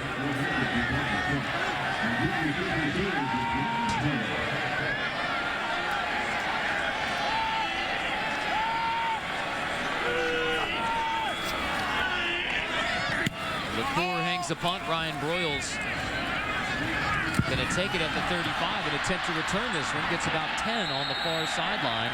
Knocked right into the Texas Tech bench. So Oklahoma gets it. They have gone over on their last 2 drives point-wise after 5 straight scoring drives. 4 of those were touchdowns, 1 field goal. Punt, 3 and out on the last possession by Oklahoma. Well, I'd have to imagine you're going to see a little bit of Ryan Broyles here. You get into these situations and your offense is lagging a little bit. You're ahead. Again, that sense of urgency. You're ahead 31-7. This is a time where I probably try to dial up my best offensive player with Murray out. That's going to be Broyles. Moses Madu is in the backfield right now for Oklahoma. Landry Jones throwing on first down. It's Kenny Stills out of the backfield, sprinting ahead for a 9-yard gain before Jarvis Phillips brings him down. Brock, you're exactly right, too, with DeMarco Murray out, because, again, the last 2 series he hasn't been in there. They've bogged down as an offense. Jones on the slant, complete for an Oklahoma first down. And again, double move in and out. Better job that time of setting up the DB, but also got the protection to wait for it. Stills makes the grab. First down, Oklahoma. Rapid fire Oklahoma on offense, and they are rolling. Complete on the outside. James Hanna, the pass catching tight end, inside the 20. James Hanna, only 8 receptions on the year, but 5 for touchdowns. That's being efficient with the ball. And now Oklahoma inside the Texas Tech 20. Plenty of time. 32 seconds left. Oklahoma still has a timeout.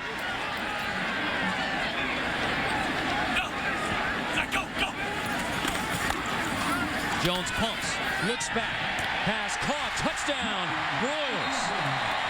There's a flag down, but Broyles is into the end zone again. Second touchdown today, 10th of his junior season.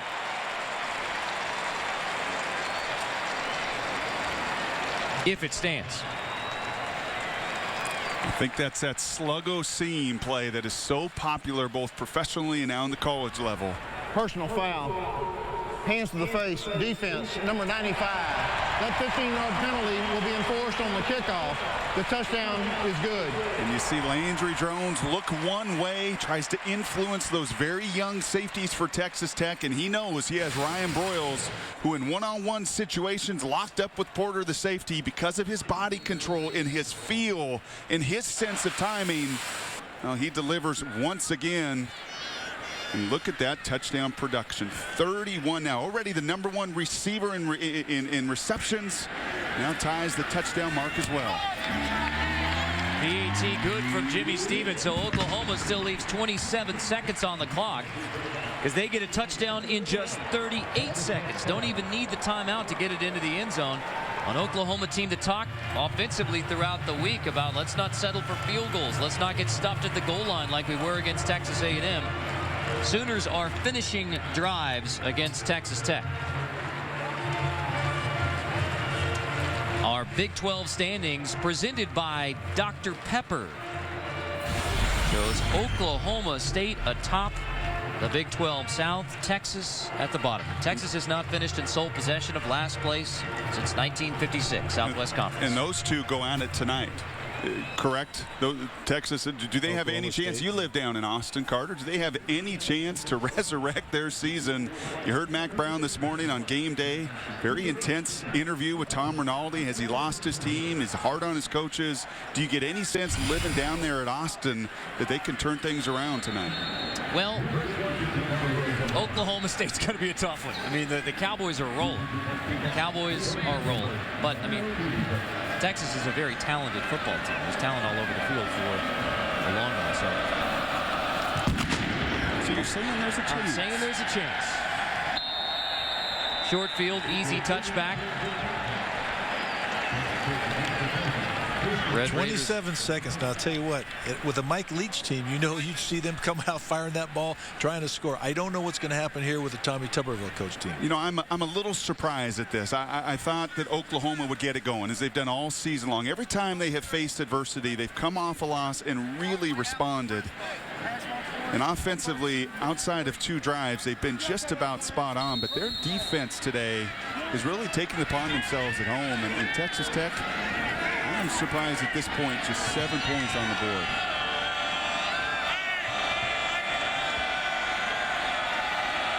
Potts and the Red Raiders from the 20, handing off to Batch. So running the football with less than 30 seconds remaining in the first half. Stop the bleeding in this half. Get out of it. Let's not give them another chance. Come back and we'll play the second half. And Texas Tech is likely just going to go to the locker room, trailing Oklahoma 38-7. Oh, it's good to be home for the Oklahoma Sooners. 38-7 lead at the half. Stay tuned after the break for the Capital One halftime report.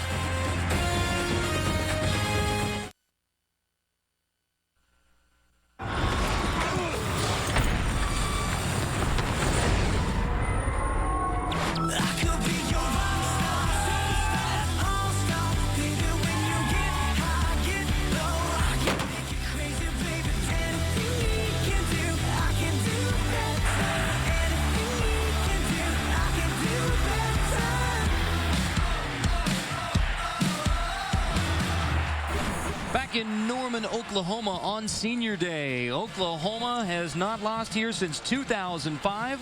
A 38-7 lead on Texas Tech at the half.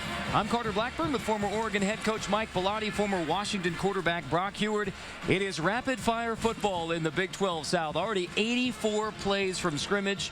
The mantra for Oklahoma was finish, get in the end zone. They did it 5 times in the first half. And 377 yards offensively. If you're Oklahoma on Senior Day, this is about as perfect a script as you could write.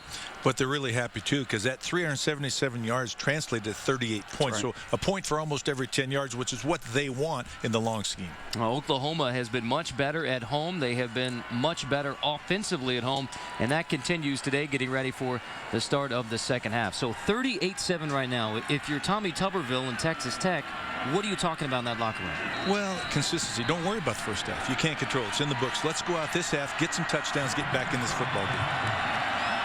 It has been the home team winning the last 6 times these teams have gotten together. Texas Tech's only win in Norman was 1996, first year of the Big 12. It'll be Texas Tech receiving the kick. Jeffers on the return. Dropped short of the 15-yard line. Let's look at our Pacific Life game summary, and as you might expect, full of offensive fireworks for Oklahoma and Landry Jones. Landry just did a really nice job of distributing the football all over the field, short, deep, out of his hands, seeing the blitz, playing with tremendous tempo and rhythm and accuracy. And how about Ryan Broyles? It helps when you have the most prolific receiver in the history of Oklahoma's program to throw to. 31 career touchdown receptions now for Ryan Broyles, with 2 in the first half. On first down, it's Eric Stevens stretched out, minimal gain. Texas Tech scored on its opening possession. That was the touchdown pass from the wide receiver Detron Lewis to Darren Moore. And no points on the board since then, when it was a 7-7 game. Too much speed by the Oklahoma defense. You can't run laterally against them. You're better off running north and south.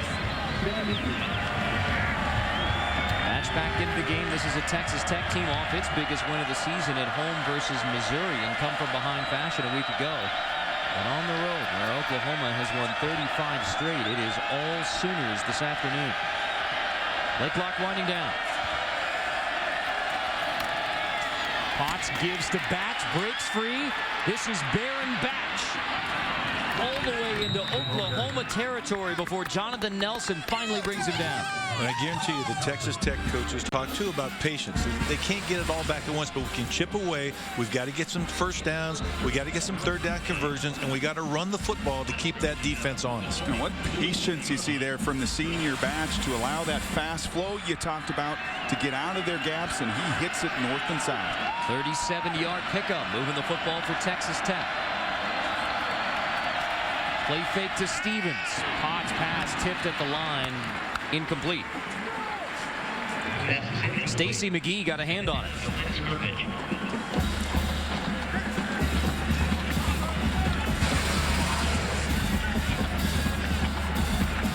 You actually look at the very active defensive end, Jeremy Beal, 2.5 tackles for loss, a sack and a half as well. He passes now in second place all time at Oklahoma in tackles for loss. Has a sense of time to get his hands up when he couldn't get to the quarterback. How about defensively in the first half? Quentin Carter had 11 tackles. Eric Stevens, no gain again. Austin Box makes the tackle. And they're playing Beal up a lot like Oregon does with its defensive ends, playing them so they can get, again, be a little bit more mobile, be a little bit more agile in terms of the zone read, but also get their hands up in the air a little bit quicker on the quick throws. And remember, Beal, a high school All-American linebacker, very comfortable in space, probably a prototype 3-4 outside linebacker at the next level that's very adept at rushing the passer. On 3rd and 10, Potts down the middle, off the fingertips of Lyle Leong, and incomplete. And he's their big play guy. He's got the most touchdowns this year. He's the home run threat, averaging the most per reception. But again, just can't hook up here. See the deep crossing route. He buys time, steps up in the pocket, just a little bit overthrown, and that would have been a big play otherwise. Just a number of occasions today, just a little bit off, and we've seen some fantastic receptions by these Red Raider receivers. But Neil Brown was exactly right going into this game, talking to us, saying Taylor Potts has to be sharp. Cannot miss if we have a chance to move the chains. He has not been, and that's 7 points this afternoon. Coors punt bounces to the 16. This week on ESPN's Monday Night Football, Donovan McNabb and the Washington Redskins host NFC East rival Philadelphia Eagles-Redskins. 8:30 Eastern. Coverage begins 7 Eastern with Monday Night Countdown served by Applebee's. Will Donovan McNabb get to quarterback his football team for 4 quarters? That's an interesting matchup. Right, you're right. The 0 interceptions versus the 8. That's amazing. I'll tell you what.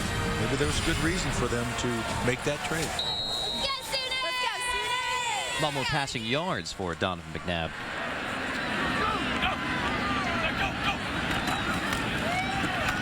DeMarco Murray back into the game at tailback for Oklahoma. Picks up just a couple on first down. Murray left the game in the second quarter, appeared to have A problem with his ribs after a hard hit, and now he's going to take second down off. And that's unfortunate because he was off to a fantastic start early in this game. Yeah, he was running the ball as well as I've seen him this year, and I think really excited about maybe his senior day, but also just helping this offense.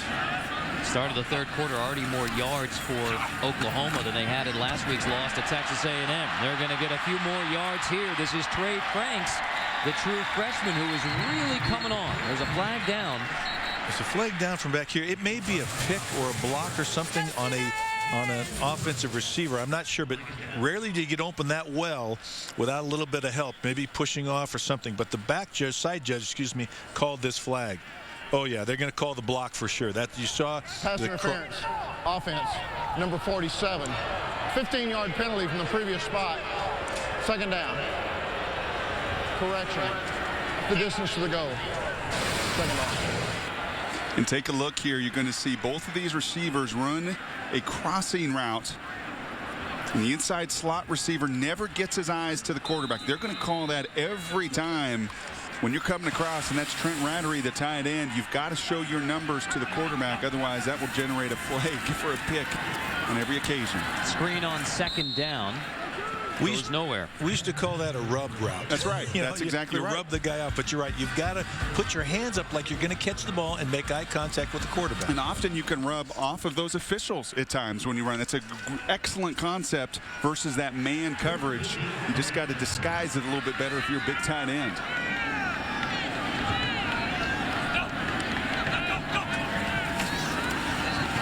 On 3rd and 15, Landry Jones steps up. Now he's going to have to run it, crossing the line of scrimmage.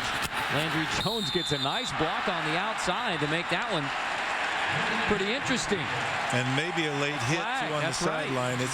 I tell you, nice job by Landry because he went up the field, he cut out, he showed speed getting around the edge, and then could have gone out of bounds, but got close to the first down. I believe it was Trent Rattery, the former walk-on tight end, who makes the block on the edge. The runner was going north-south. And you hear the referees say there, the runner's still going north to south. Well, and the defender avoided the collision, too. I agree totally. That flag should be picked up. So Texas Tech gets a 3-and-out on the first possession for Oklahoma in the second half. Oklahoma scored on its first 5 possessions of the first half. 4 touchdowns and a field goal.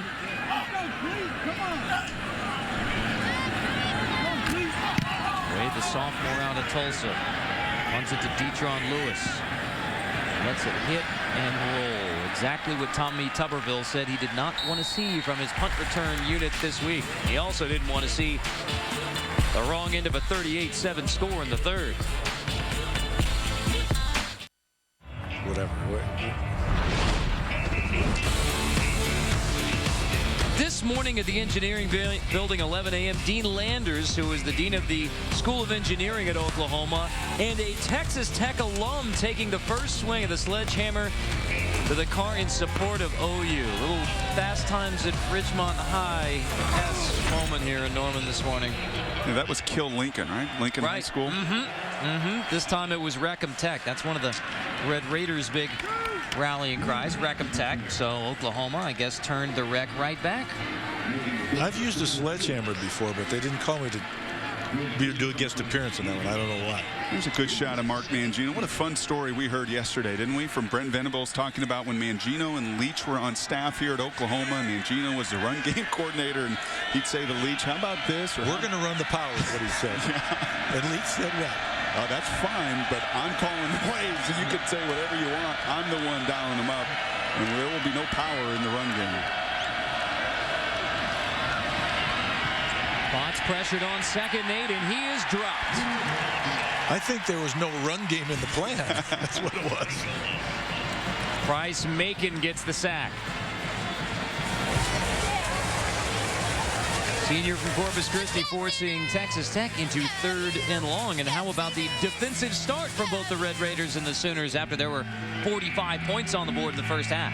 Remember, Oklahoma's challenged itself to finish, and to finish the 4th quarter and finish in the red zone. And again, I'm not sure they've done any of that yet. Trying to finish this defensive stop. 3rd and 13. Potts, long drop, delayed blitz. He tries to throw it to Batch, incomplete. We check in with Robert. All right, Carter, Ohio State has come back.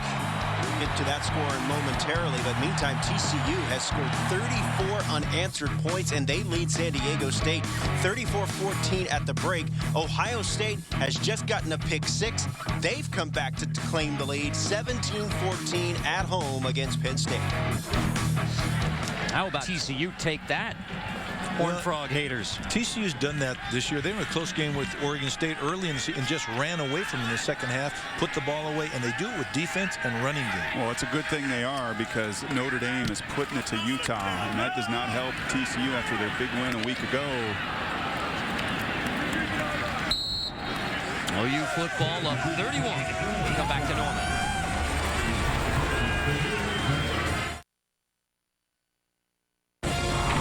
ESPN's College Football on ABC, brought to you by the new 2011 Jeep Grand Cherokee. The Home Depot. More saving, more doing. That's the power of the Home Depot. And Taco Bell. Think outside the bun.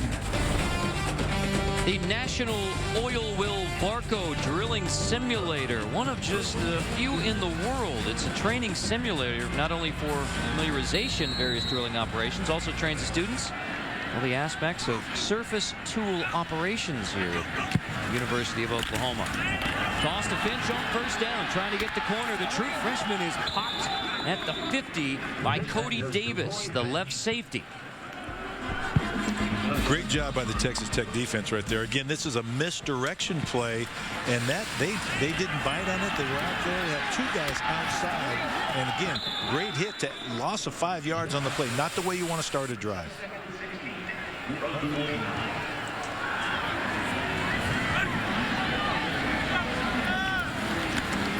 Jones to throw on second down, complete to Millard out of the backfield, the true freshman from Columbia, Missouri. And you've seen now on a few occasions over the last few drives where Texas Tech is just not sitting back, not sitting in that zone, waiting for things to happen. They have finally, over the last couple of possessions, been the aggressor defensively. Sooners went 3 and out on their first possession of the third quarter, already facing 3rd down on the second offensive possession. 3rd and 9, only 1 deep safety for Texas Tech. Here they come. Landry Jones steps up, and he is dropped. And that looked a little bit like Texas A&M, didn't it? The film that we saw last week, where you give the Aggies a lot of credit for disguises and blitzes and really making life uncomfortable for Landry Jones. A lot of defenders moving around the line of scrimmage. And then finally finishing some of these tackles. Braun Bird ends up getting the sack, the middle linebacker, after pressure from the entire Tech defense. So after giving up 38 in the first half, after giving up 18 Oklahoma first downs in the first half, the Red Raiders forced 3 and out to start the third quarter. Lewis makes the catch at the 11. Texas Tech football. Who's going to get a first down? Never mind points in the third.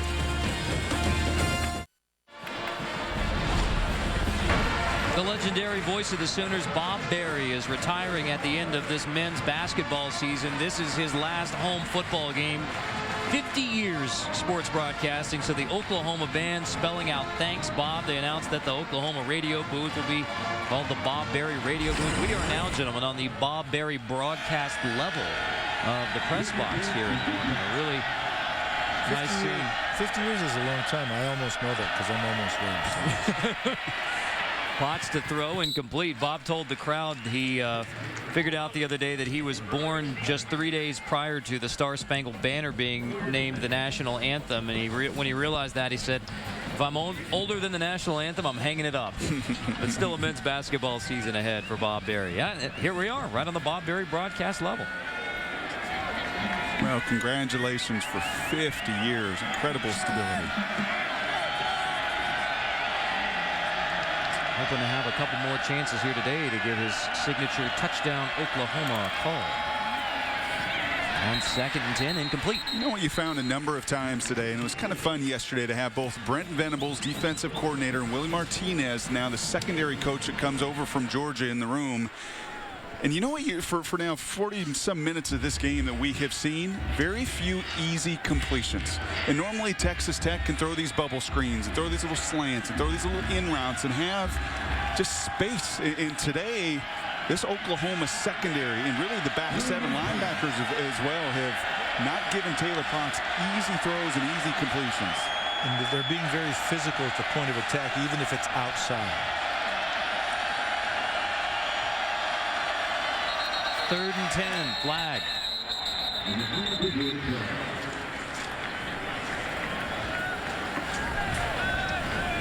Delay a game, offense, number 12. 5-yard penalty. Oh, it cracks me up when they call it on the quarterback, number 12. It could be the center. They may have been changing protections at the line of scrimmage. And again, either the center sometimes is watching the clock, say, I'm going to snap it anyway, so you better be ready. You know, and Brent Venables, to add final point to that, talked about Willie Martinez getting these cornerbacks to realize the why. Why are they doing this? Why are they lining up this way, stemming this way, giving me this look? Allows you to react and be the aggressor and to be physical at the point. Texas Tech facing 3rd and 15 now. Potts from the end zone. Tipped and incomplete. McFarland got a hand on it. That is big Jamarcus McFarland, the sophomore from Lufkin, Texas. Knocking the pass down. Texas Tech goes 3 and out. 3rd and extra long situations. How many times do you see line games up front, Coach? Almost every time, because you don't want just pure straight rush. But this is a great job of coming all the way around the outside and dropping that center of gravity to run that hoop, as we call it, which they practice every day.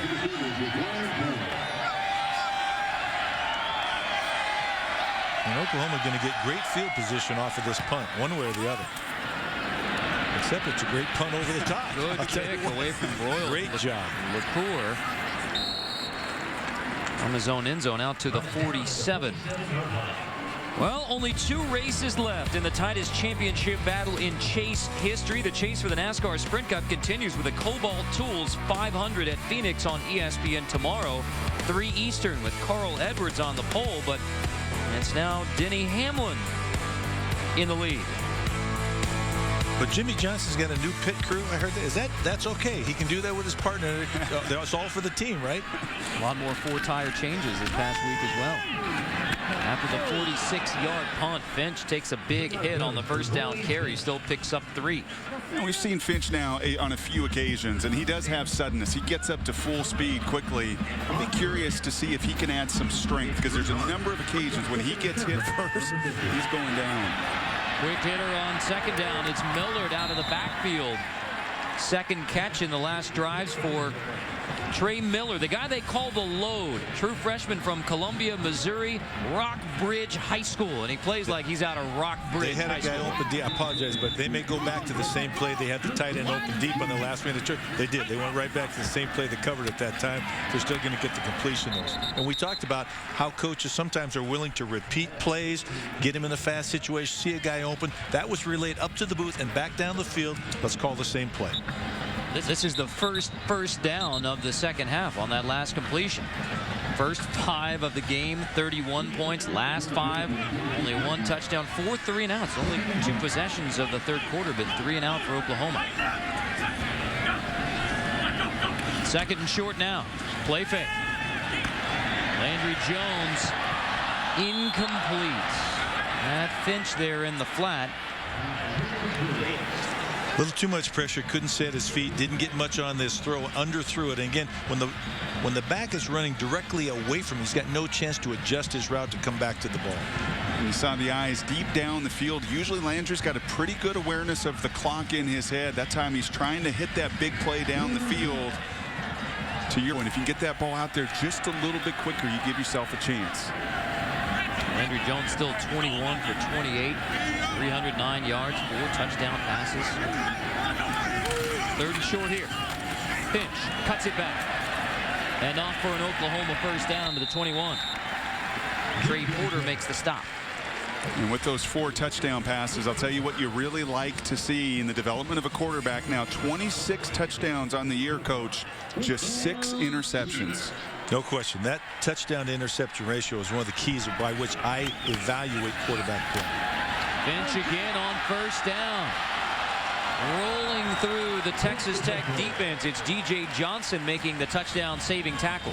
Some of that power you wanted to see. That's again, right. And now a little bit more agility if he rolled off that. But he's a low center of gravity, much like some of the other backs we've seen. Again, you got to get him low. You can't bump him down. You got to tackle him down. And James Willis, defensive coordinator, is going to have some film to teach tackling to after this game. 53 yards rushing for Finch on the day and a touchdown. First and goal inside the 10. Oklahoma had so much trouble last week. Throwing on first down this time. Caught for a touchdown. Number 3 of the day for Ryan Broyles. The 5th touchdown pass by Landry Jones today. And you hear the term thrown out by analysts and otherwise, body control. This receiver's got body control. Speak to this, Coach. Well, it's hard to. He tracked the ball. 2, he went over the top without any. Got the ball in his hands and then came down and controlled it through the contact with the ground. Great throw and great catch. And again, the only thing I'm going to say about Oklahoma is that's too easy. I think they, as coaches and players, maybe needed to run that ball in to get down and punch it in from the 5-yard line after last week, excuse me. But great throw, great catch. And I'm going to say, as a quarterback, I love it. Yeah, just keep dialing up. And you know, number 5. Let's just keep this thing rolling. Points are points. They don't give you any more if you throw it in or run it in. That's what I've always told people over the years. Because say, why didn't you run it and why didn't you throw it in? Hey, it doesn't matter. It's still a touchdown. And if they're going to leave one-on-one situations, you see Broyles with that reception past Mark Clayton. I get your point, and I understand that. And you want to emphasize things. You want to be more physical. But you know and I know, if you're going to leave my best player in a one-on-one man-to-man, I've got to take advantage of that. Absolutely. And once again, we're seeing Landry Jones be almost perfect. He's thrown a couple balls away. I don't think he's thrown any that were in harm's way. And again, put his players in a position to have success. So what is it? When we've looked at the film now on a couple occasions, we've had Oklahoma both times after losses. The throttling of Colorado played much the same way. Today, nearly flawless. What's been the difference for Landry in our games we've seen versus the tape we watched? Having a running game where, again, it's efficient, and 2, the better protection. There's no question that he is more efficient at home right now, more comfortable at home, whether it's the surface, the wind, etc. I want to know when this picture is going to be taken. I've been posing for a while now. Hey, my head's getting, it's heavy to hold my head up like that. Come on. Is that just me? Does that look like a young Sam Bradford? It does. You're right. Absolutely. It was fun when we bobble on the kickoff there from Stevens, and he's going to pick it up and run across the 20. It was funny. We were talking with the OU coaches yesterday. Fun. I mean, as they talked about senior day and said, in a football tradition-rich place like this, you're going to be coming back here for the rest of your lives. You're going to bring your kids back to Oklahoma. Telling the seniors, you haven't lost on your home field. Finish out your Oklahoma home career. Last thing you want to do is walk away from here knowing that you took a loss the last time you were on the field. And to play the level they have today. And this is the way you want to go out. And not just in a victorious way, but making a real statement to all these 85,000 and responding to a bit of adversity off the loss. Change of quarterback for Texas Tech. It's Stephen Sheffield, the senior from Austin, Texas, Connolly High School, who started last week, handing off on first down.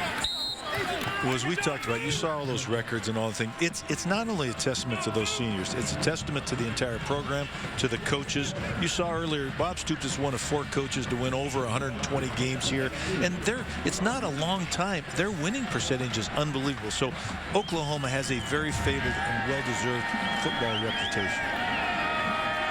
And second and short after the pickup by Batch. Sheffield gives it right back to him. No gain here, as Austin Fox makes a tackle for loss. In reading a lot of the newspaper articles and coverage after Oklahoma lost on the road again last week, second loss out of the national championship, you'd have thought that the sky was falling over Norman, Oklahoma. Bob Stoops in his 12th season. How difficult is that when you get to year 12, especially with all the early success that Oklahoma had, national championship in 2000? How difficult is it when you get to this point? It is, and the sky is falling for the fans because they've set the bar so high. But Bob Stoops is a great football coach. He's got patience. he's got a recognition of reality, I guess is the best way to put it. He and his staff went right back to work, said, here's what we do, here's how we win the conference championship, get in the conference game. Still BCS we have a possibility. So all that stuff is still there. We just got to work a little bit harder. I love the stat that the 3 years prior to his arrival, the first 3 years of the Big 12, Oklahoma went 8-16. Since then, they have gone 80-19. 6 Big 12 conference titles. That leads all the Big 12 schools. And even though with 2 losses, national championship number 8 won't come this year for Oklahoma. As Moore makes a nice grab. This is a team that is still in play for the Big 12 title, in the odd position of rooting for Texas tonight against Oklahoma State, who's the Big 12 South leader. But there's still Oklahoma versus Oklahoma State to come, Oklahoma at Baylor to come. And they're going to have to take this kind of game to the road. That's what else you read throughout the papers this week. Why the dominance at home, why the execution at home, and why not on the road? Why the efforts at Missouri and the big plays and the lack of finish? They're going to get 2 more weeks, 2 more opportunities to finish this season to, in the words of Bob Stoops, execute, make those plays in the red zone. It isn't rocket science. We watched the film. They play faster at home. They feed off this crowd. It's hard. It's hard to go into difficult environments in college football and win. Your margin of error becomes so slim, Coach. Fans don't want to hear execution, but isn't that really the gist? Absolutely. And I think you can't discount the noise factor. And when they're trying to play fast on the road, the noise affects them. But they've got to play better defensively on the road. And that's playing more people, keeping them fresh into the fourth quarter. They talked about it. I think they'll do it today. It's great to get everybody on the field because they want those kids to be able to play in prime time too on the road when it counts. I think that's an excellent point. When you looked at Oregon a week ago playing 25 guys defensively and being fresh in the second half, and the struggles with Oklahoma this year being outscored by 50 points, and you can see the road struggles to this point. You've got to, if you're going to play up tempo as Oklahoma likes to do, you have got to play more guys defensively. How fast do you think that Oklahoma versus Oklahoma State game will move with the way that those 2 teams like to play? This one slowed down a little bit as it's gotten to a 38-point differential. Sheffield looking downfield, incomplete, intended for Lewis. That was Fleming in coverage. Well, it's really the critical thing when you look at Oregon, as we saw, #1 in the polls, and it's not just because they lead the nation in scoring and their offense is potent and unbelievable. They've got tremendous special teams, an area of concern for Oklahoma this year. In fact, their 2 losses, they give up 2 huge kickoff return touchdowns, and then defensively, they play so many people and get contributions from 20-plus guys defensively. And as I said, if you're going to run that style of offense, you better have fresh bodies late in the game. Right, and what Oregon has found and what other coaches still fear is the young guys that haven't played as much, the lack of experience factor, those things you're a little bit less likely to put them into the game. But once you do, you'll never know until you play them. And once they get the confidence of being in there where coaches say, I can make the play. He's putting me in at the right time when it really counts. Their confidence goes way up. That's trust, isn't it? Exactly. Well, Bob Stoops, so much of the question about Oklahoma was how come you 3 times were inside your opponent's 4 and came away with 0 points last week at Texas A&M. He said my biggest concern coming away from that game was the fact we keep giving up fourth quarter scoring and fourth quarter big plays. Texas A&M had touchdowns at 23 and 64 in the 4th last week. But the OU defense is still playing solid as we near the end of the 3rd here, forcing the incompletion and the punt from Tech. And you see the OU defense is clued in today. They know where the ball is going. They're getting the pressure in there. They're still covering the safety valves, so the quarterback has really nowhere to go with the ball. That's right. This is the 8th best passing offense in America in Texas Tech. They're still putting it over 300 yards a game, 21st at 438 yards a game, and you're seeing them dismantled here by Oklahoma defensively. LaCour's punt. Roll inside the 20 as Broyles lets it hit. Take a look at our Chick-fil-A drive recap, or maybe it should be the Chick-fil-A drives recap. The Oklahoma touchdowns. First it was Jones to DeMarco Murray out of the backfield. A field goal made it 10-7. It was Jones to Kenny Stills, the true freshman. And then the 29-yard run from the other great true freshman, Finch. Broyles touchdown catch #1. #2. and number 3, making him Oklahoma's career touchdown receptions leader. 5 touchdown passes on the day from Landry Jones. And 45 on the board. Moses Madu is in a tailback now for Oklahoma, picking up a solid 7 on first down. Well, you talked about wanting that emphasis down there to run the ball a little bit. Isn't this your opportunity now if you're Oklahoma?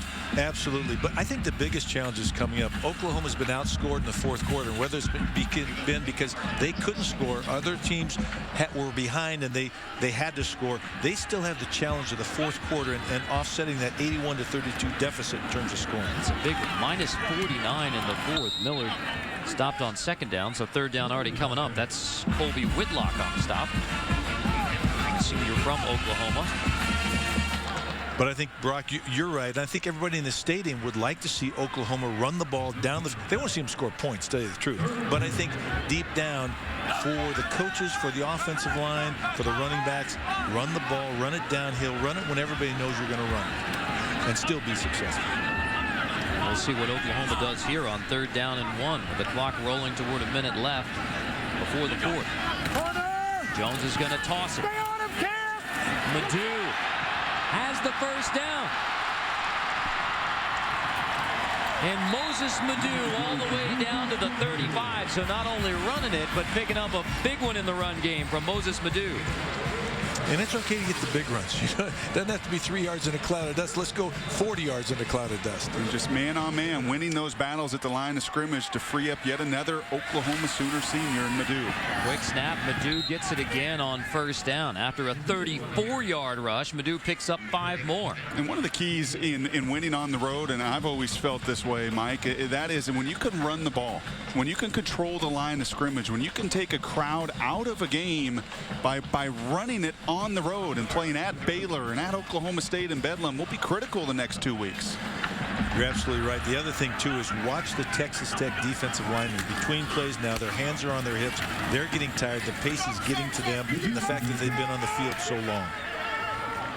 Chick-fil-A drive recap. We showed you all of those touchdowns. 11 drives, 6 touchdowns, 493 yards of total offense for Oklahoma today. The Sooners have run 57 plays from the line of scrimmage, and we're not even to the fourth quarter yet. 3rd and 1. Did Landry Jones get the first?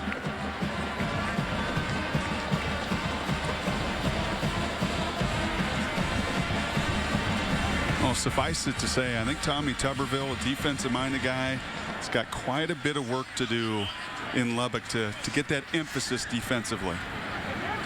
He knows it. He knew it when he took the job. He knows it now. He's talked about the fact that he will recruit equally to both sides of the ball going forward. The Texas Tech recruiting class is ranked number 20. I talked to some very knowledgeable Texas Tech fans this week, and they say, hey, we understand the deal. There's still a divided fan base there with the way that things ended with Mike Leach. And there's still a division, but a lot of folks around Lubbock know, hey, we know it's going to take a couple of years to build this defense up and to play the way that Tommy Tuberville wants to play. They have an excellent recruiting class coming in, again, ranked by ESPNU, number 20 in the nation, and playmakers on both sides of the ball. Let me say this. There shouldn't be a divided fan base. Right now, you can't go back. Let's go forward, support the coaches there, let him get his job done. Oklahoma's going to try and run one more play before the fourth. They didn't get it off. So to the fourth quarter we go. It's Oklahoma by 38 on Texas Tech. But can the Sooners finally win a fourth?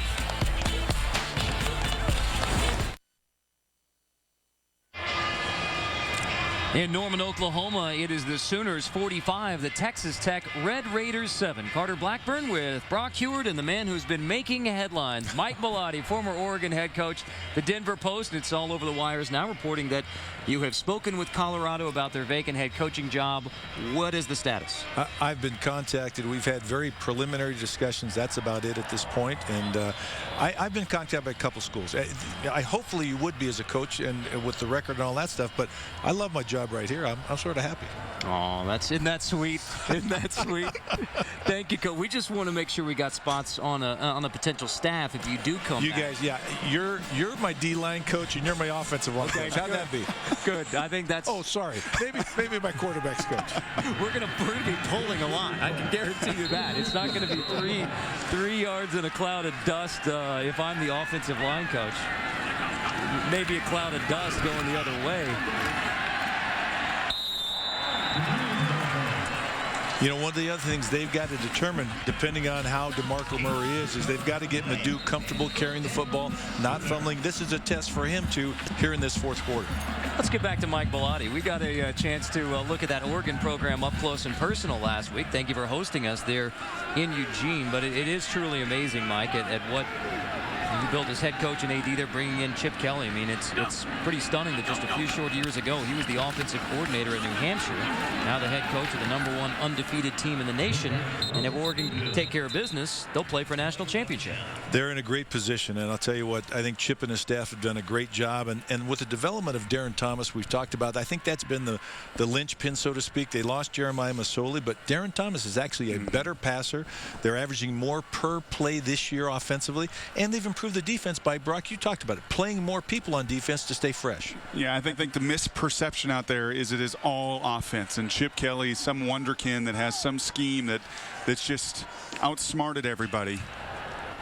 Holding offense, number 33, 10-yard penalty, first down. But when you dig in and you look at it, and Bob Stoops addressed it this week with us, it's about doing things the right way. It's about your preparation and how you execute. And Oregon practices as fast and as competitively as anybody in the country. And they've understood and bought into the special teams and the defensive component it takes if you're going to run the table and play consistently week in and week out. It may be kind of a crazy speed, but it's tough to stop crazy. It is, and it's tough to prepare for it in a week. Even Oklahoma plays fast. Again, their no-huddle scheme, what they do with the combination run and pass, puts a lot of pressure on the defense because you cannot simulate in practice how fast they're going to come at you. Ron Bird laying it on Roy Finch. That's a mismatch in size. That's about 185 and 250. That's mojo right there, Odessa Permian. But to some degree, isn't this good contact for Roy Finch? If he's going to be a guy that's going to carry it 15 or 20 times here over the next 2-3 years, he's got to learn to fight through some of that contact. And also to protect himself at the end of a play, to know when to get down to protect your body. Finch turns it up inside the 20. OU's in the red zone again. We check in with Robert. All right, Carter, AT&T All-America Player of the Week update. Northwestern quarterback Dan Persa, 2 touchdowns through the air, 1 on the ground as Northwestern upset Iowa, but season-ending Achilles injury for Persa. You can text VOTE to 345-345. That is a tough one for Persa. Oklahoma quick snaps, bench, minimal gain. Northwestern beating Iowa again. The Wildcats have something on those Iowa Hawkeyes. Persa, a very accurate quarterback, which again, in any offense, it doesn't matter what you run. If you have an accurate quarterback, you have a chance to move the football. So Bob Stoops in Oklahoma isn't the only one that goes on the road and struggles, right? I mean, I think many fans think that. Well, if you do it here, why can't you do it? Because going on the road, you have got to play at a much higher level, especially when you have a home field advantage like you do here at Owen Field. You have got to play. And you can't have that. That's exactly what you can have. You can make up for missed field goals at home up 45-7, but it's caught up to them at times this year. Special teams, defense, team effort if you're going to be #1 in America.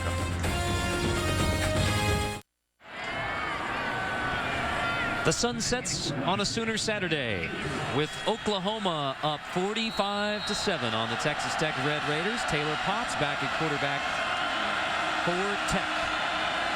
Is that a nice bit of alliteration there? I'm not going to try to repeat it, so it's good for you. Brock wrote it down in block letters for me, so got to give him credit. I don't do cursive. Thank you for bringing your Big Chief tablet. Well, Mike, you mentioned it. They're going to break fourth quarter. What do you see from Oklahoma? Well, unfortunately, they missed a scoring opportunity, missed a field goal. Doesn't matter if it's a field goal or a touchdown. I know right now that they're talking about the fourth quarter. They're talking about what we need to do, and we want to win this fourth quarter. We want to finish the game. It was Stephen Sheffield on the last offensive possession for Texas Tech. Taylor Potts, who started the game. Back in at QB, 2nd and 5. Oklahoma bringing pressure. Potts flings it long. It is picked off. Jonathan Nelson grabs the interception. 2nd interception of his junior year. And I tell you what, that's a great way to start it right there, to make up for it, because one of the things they talked about was maybe their defense got tired in the 4th quarter because of playing too many guys. But the reality is that play can jumpstart the entire team.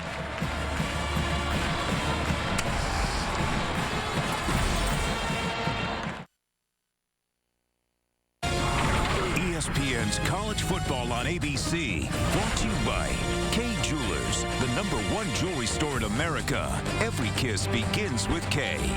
Nissan, proud partner of the Heisman Trophy. And Dr. Pepper, there's nothing like a pepper.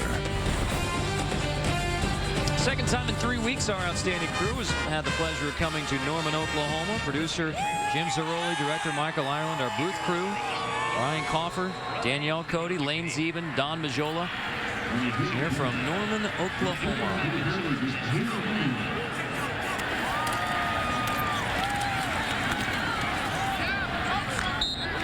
On 1st down, it's Clay with the carry for Oklahoma. New quarterback, it's Drew Allen, the redshirt freshman from Alamo Heights High School in the San Antonio area. 6'5", 232, fairly prototypical in size, and we say this every time that a backup comes in. Valuable reps and opportunities. And you also want to run your regular offense. You not just want to run the ball 3 times in a row. You want to try to do and see what that young man can do within the offense. Allen off the play fake. Tipped and almost intercepted. Trey Porter nearly got the pick. And every single play becomes a learning opportunity. He's going to know next time to put a little bit more air on that ball. Great defensive play to get that ball almost intercepted. Trey Porter, they say again, best cover guy. They believe he will be an NFL player down the road. Hope that he becomes a stalwart in the Texas Tech defense in the years to come too. That defense kind of grows up around guys like Trey Porter, Jarvis Williams, the redshirt freshman, Cody Davis, the sophomore safety, DJ Johnson, quarterback. He's a safety. That pass is batted. Is it picked off? I believe Clay comes back down with the football, and he does. What you used to do, aren't you supposed to spike that ball down, not catch it in that situation? Yeah, exactly. If you're the quarterback, it's your job when that ball's in the air to be the aggressor and go run after, especially if you're 6'5" and 230. Don't sit there and watch it. Do the best you can. Kind of like a Hail Mary. You want to go up and you want to spike. You see Josh Heupel there having some conversation. Those coaching points, you don't often get them, especially late in the year in practice reps. Some tremendous opportunities to learn. Lewis grabs the punt near the 20. When we come back to Norman, Mike Bellotti has the solution to the BCS mess. Let's take a look at the conference rankings 1 through 6. You see Mountain West and WAC are ahead of ACC and Big East, yet the ACC and Big East will have automatic qualifiers to BCS bowls. I have a suggestion. How about no automatic qualifiers? How about earning the qualification during the course of the season? So at the end of the season, the top 6 conferences based on their power rankings would give the automatic qualification. So you'd have to earn it every week, every mid of the season. Every single team then would be evaluated within that system. Yeah, it's not based on anything you've done in the past. It's not based on what your helmet is and your uniform and the tradition. It's based on your performance week in and week out. And conference commissioners probably don't want to hear that. They want the automatic qualification, but certainly that would solve some of the debate across the nation. And again, it's not a playoff, but it certainly would earn the right to qualify for the BCS game. There's only one ECC team in the top 25. That's Virginia Tech. There are no Big East teams in the top 25. And Virginia Tech already beaten this year by boys. Makes that point maybe a little bit stronger. It only makes sense. I mean, there's a BCS ranking system for every team in the country. There's a BCS ranking system for the conferences. Why not just say the top 6 conferences each year get those automatic bids, and then you have, if the WAC outperforms the Big East in a year, then they get the automatic bid. And every single team in every single conference would continue to play well because they have a chance to share in a purse. On first down. This fumble of a football near midfield. Do the Red Raiders have it? Fumble on the play. Went out of bounds, so Texas Tech will keep it. Ball in the wrong hand. It comes out right there, I think, and it's actually kicked by the back. Can't see it. Came out early within that tackle. And you want to try to get the running backs again to put the ball in the outside arm away from the defenders. Can't see it again. The ball's on the ground right there. Comes out and then gets kicked by the Oklahoma players. Actually, unfortunately, and then great attempt, but not able to corral it before it goes out of bounds. Don't you just love the pursuit of the Oklahoma backup, still flying around, getting 3 guys to the ball. Watch the throw on second down. It's batted and nearly picked again by Frankie Alexander. I'll tell you what, you're seeing the Oklahoma defense, who again was challenged this week, was challenged because of what happened last week, to stop plays, to finish the game, to play through the 4th quarter. And again, I think they're responding right now. Well, it's essential because you look at, and we posted the schedule a couple times, if you're playing at Baylor on the road against that tempo of an offense, you end the year in Bedlam matchup against Oklahoma State on the road in that hostile environment in a rivalry game. Now, this is beyond conditioning. This is that mindset of finishing in the 4th quarter.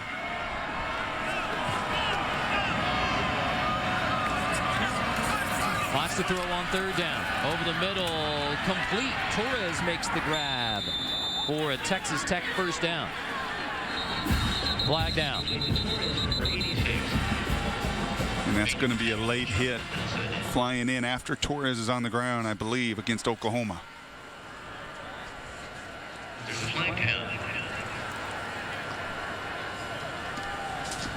Bob Stoops either talking to the officials or talking to his players. I'm not sure. The line to gain was made after the play. Personal foul, unnecessary roughness. Offense number 68. That's a 15-yard penalty. It'll be 1st and 10. That's going to be backup Terry McDaniel coming in here, 68. Yeah, and that's we saw the earlier cheap shot to the knees. Oh, that's not quite as flagrant to the back, but still an obvious call. After the whistle, you can't go hit defenseless players in the back. See the number 7 Texas Tech penalties, 90 yards against the Red Raiders. So first down and 10. Eric Stevens gets a few and gets a few more. Just keeps fighting for a first down. Let's look at our All-State Good Hands play of the game. Maybe the All-State Good Hand play of the game. This one-handed grab by Detron Lewis. That's a slam dunk right there. That is flat out one of the best catches I've seen this year in terms of just concentration, reach out and snag it. Kind of looked like an old Texas Tech Red Raider by the name of Crabtree. And I remember him making those plays look rather easy in his career. McRoy on first down, picks up 5. This is Ben McRoy now at tailback, true freshman from Lakeland High School in Lakeland, Florida. You know, we talk about the coaching situation with you, Mike, at Colorado and otherwise for Tommy Tuberville. I mean, what kind of, when you come into this situation, you know, some of the divisiveness that Carter addressed and talked about, you come in as a defensive-minded guy where you've got to change so much of the philosophy. What's the timetable to turn that around? Well, you change what you can a little bit at a time. You still want the success for this team, for this group of young men. You don't sell them out. You try to make sure, are we putting people in a position to have success? And then are we building for the future? Because eventually he wants it to be in his identity, his team, what he was offensively. And again, I think right now he's committed to a combination of spreading the ball with the pass and the run, but playing better defense. You know what this kind of reminds me of is a little bit of what you're seeing at Auburn, where you brought in Gene Chizik, a defensive-minded guy, at one time assistant coach of the year for his efforts both at Auburn and Texas as a D coordinator. And then he has the foresight to bring Gus Malzahn in and run the spread and do everything they do. In some ways, you look at Texas Tech and the hiring that they've done with their offensive staff to keep this system in place of spread and throwing it. And then if you can combine his defensive elements, that may be a winning combination. Well, I will tell you that if I went back and coached, I would run the spread option. I would spread people out. I would have a mobile quarterback. I would try to play great defense by playing a lot of people. And I think that's not only in vogue, it's a great equalizer in terms of college football, because a mobile quarterback, the spread option, is very difficult for a defense to handle. Can that offset deficiencies, that kind of a system? Absolutely. It can mirror deficiencies, especially up front. If you can't get the biggest, strongest, fastest people, you can still get some of the players of less stature. That's why smaller quarterbacks, receivers, running backs are all having success now, because you're putting them in space and allowing their speed and space to be the definitive or the thing that defines them. Donnie Corona getting some punting duties here, and he gets off a good one. Broyles makes the catch inside the 5. So Corona, who is the kickoff man, long distance field goal kicker, hangs one up there back at the Sooners' back.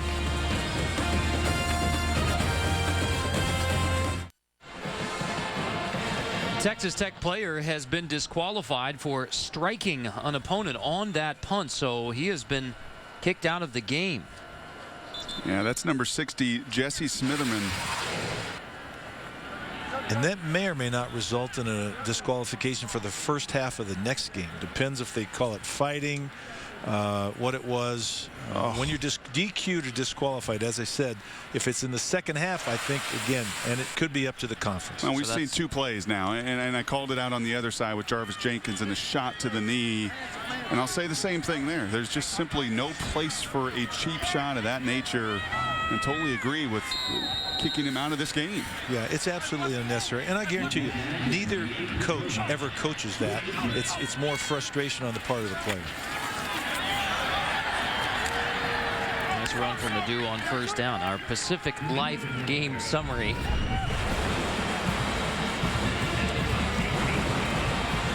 $16 plays for negative yards or no gain, 2 interceptions, and yet explosive plays too from Texas Tech. While Broyles continues to roll up big-time numbers, he's now the all-time leader in touchdown receptions in Oklahoma football history. Broyles is absolutely amazing. I will just say that it's hard to cover him, even though you know you're trying to. Whenever he gets single coverage, they seem to be able to find him. Drew Allen lowering the shoulder and diving for an Oklahoma first down. The redshirt freshman, former Mule. He was a quarterback at Alamo Heights High School in the San Antonio area. Chase Clement right before him at Alamo Heights went on to be a record-setting quarterback for the Rice Owls. And he brings a little bit more of that zone read skill set. He has the ability to, as you just saw there, convert with his legs. And when you're a young guy and a redshirt freshman and learning the ropes, that's a nice talent to have. I think it's pretty obvious as we've seen the level of execution and efficiency with Landry Jones. It's going to be his job around here for a while.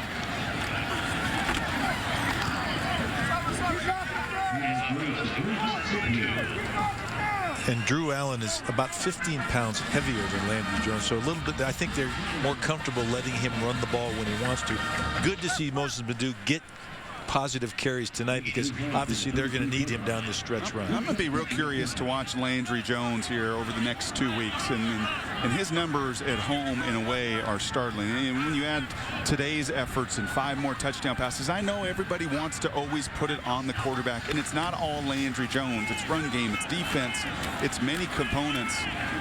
But when he plays here, he gets awfully comfortable, and this offense seems to find itself in much more rhythm than on the road, where they have struggled to find some identity and make the game easier for him. And remember, on the road, you cannot control the noise. It's the crowd noise that can affect your ability to communicate. You can't do it verbally. It all has to be through signs or whatever. And so that can have an effect. And you're right. I look forward, too, to seeing what he can do these next 2 weeks on the road. That'll be at Baylor and at Oklahoma State in the Bedlam game. First down, Oklahoma. Millard picks it up. Catch ABC's Detroit 1-8-7 Tuesday, 10/9 Central. Great Cops made in Detroit, starring Michael Imperioli and James McDaniel. When it's your hometown, everything is personal. Detroit 1-8-7 Tuesday, 10-9 Central, ABC. Carter Blackburn with Mike Bellotti, Brock Heward, our entire ESPN crew from Norman, Oklahoma, where the Sooners have rolled up a 38-point advantage on Texas Tech, trying to close out their 36th consecutive home win. Play on first down, scoops to the outside to pick up about 8. You know, and it's nice to have a run game, and it's nice to play defense and force turnovers. But as a quarterback, in for Landry Jones now in his second year with 20 starts under his belt, and these are updated with today's success. Look at that touchdown to interception ratio. I mean, you know, we talked to the coaches yesterday, and Bob Stoops and Kevin Wilson said, hey, it's not all Landry Jones. And I realized 5 of those picks on the road against Nebraska. But that's a telling number. That tells me something very specifically, that his judgment at home and his ability to, you know, that margin of error we talk about on the road, there's just no easy answer for that, and it's a telling statistic. The other thing, too, though, is they've had to come from behind. They've had to throw on the road. And you know when yourself, when you're behind in the game and the other team knows you have to throw, they change the defense. There's more pressure. They're more mixing in the coverage, and so it is more difficult because his completion of almost 60%, his yardage at 272, something like that, is pretty good. But you're right, the interceptions are because of either mistakes or lack of support. Oh, it's much more difficult. I mean, the noise and to communicate, and we've seen the film of both of these losses, and the linemen don't get off the ball, and people are in your face, and you've got to make plays at times with your legs, and you've got to avoid contact, and you've got to be a difference maker. I guess at the end of the day, that's what it says, is you must be, as a quarterback, elevating the play of everybody else in those situations, in those hostile environments where people are looking to you to be that leader. Mike, I want to go back to what you said about going on the road. A no-huddle, up-tempo team. It requires a lot of communication. Is it exponentially more difficult when you're on a road environment? It's much louder? It is. Because you can't control the noise, and the fans are going to cheer and yell when you have the football. At home, they don't. They're quiet. They allow you to run your offense at your pace. It's hard to go fast on the road. Oklahoma slowing down now with a 38-point lead. Still running the football. Well, Justin Blackmon leads the Cowboys. Oklahoma State against Mack Brown's Texas Longhorns. Saturday Night Football presented by Southwest Airlines. ABC 8 Eastern, 5 Pacific. Some of the nation will see USC versus Arizona. Go to ESPN.com, search maps. Cowboys haven't beaten Texas in 12 years. Justin Blackmon, 20 catches a year ago, 75 through 9 games in 2010. And it's interesting, when we chatted with Tommy Tuberville, he said that's the model. That's what he wants his offense to look like, is what Oklahoma State's been able to do. Texas Tech recovers a fumble. Brian Duncan on top of it to get a fumble recovery. Correction, Whitlock on top of it to get the recovery that was forced by Brian Duncan. So perfect form tackle right there. Put the helmet on the ball, the shoulder, and lift and separate. I think that's what you'd call it. So do we have a 0-0 fourth quarter? Is that as I'm seeing these final 15 minutes when you evaluate finish and you evaluate your young kids flying around and playing? And Colby Whitlock, he's continuing to play through his 46th consecutive start.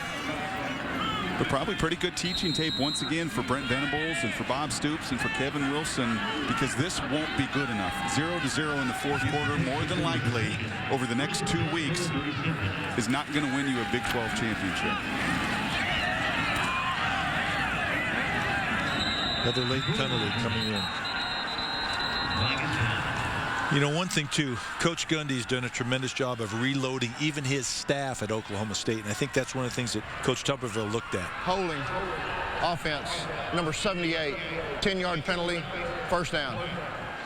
You know, and you tend to get more holds when you're running a lateral running game, because, again, when you're pushing straight ahead, it's a little bit easier to get your hands on a guy who doesn't show. But when you run laterally, defenses try to separate, and that's when you get the holding calls against the offensive line. So take me back there to that comment you just said about a staff and what Tommy Tuberville has learned from a Mike Stoops.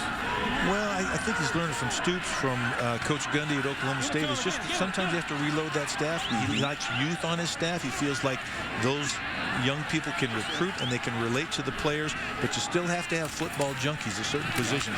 He talked about offensive coordinator, offensive line, secondary, and defensive coordinator. Those guys need to know football. They need to eat, sleep, drink. They just got to love football and be football junkies. Everybody else has an important role with the position, but they've got to recruit their tails off. And again, it's a combination. I don't think you can have a guy in college football now that can't recruit or doesn't know football well enough to coach a position. So it's sort of a combination of what your comfort zone is. That obviously Coach Tuberville had a bunch of guys he has never coached with. So he's very comfortable and confident that he can sort of put a model together to have success. He's had that at Ole Miss, at Auburn. He's a veteran coach. Well, Oklahoma is going to walk off the field with another home victory, the 36th consecutive home win for Oklahoma on Senior Day for a group of 17. They close out the 5th consecutive undefeated home season for Oklahoma. It is the 50th undefeated season at home in Oklahoma football history. The first ever head coaching matchup between Bob Stoops and Tommy Tuberville goes to Bob Stoops, a 45-7 win. So the Sooners bounce back from loss number 2, beating Texas Tech. For Mike Bellotti, Brock Hewitt, our entire crew, I'm Carter Blackburn. Stay tuned for the complete post-game report. Oklahoma goes to 8-2, 4-2 in the Big 12. Rolling over Texas Tech 45-7. Post-game report, John and Jesse, after this message.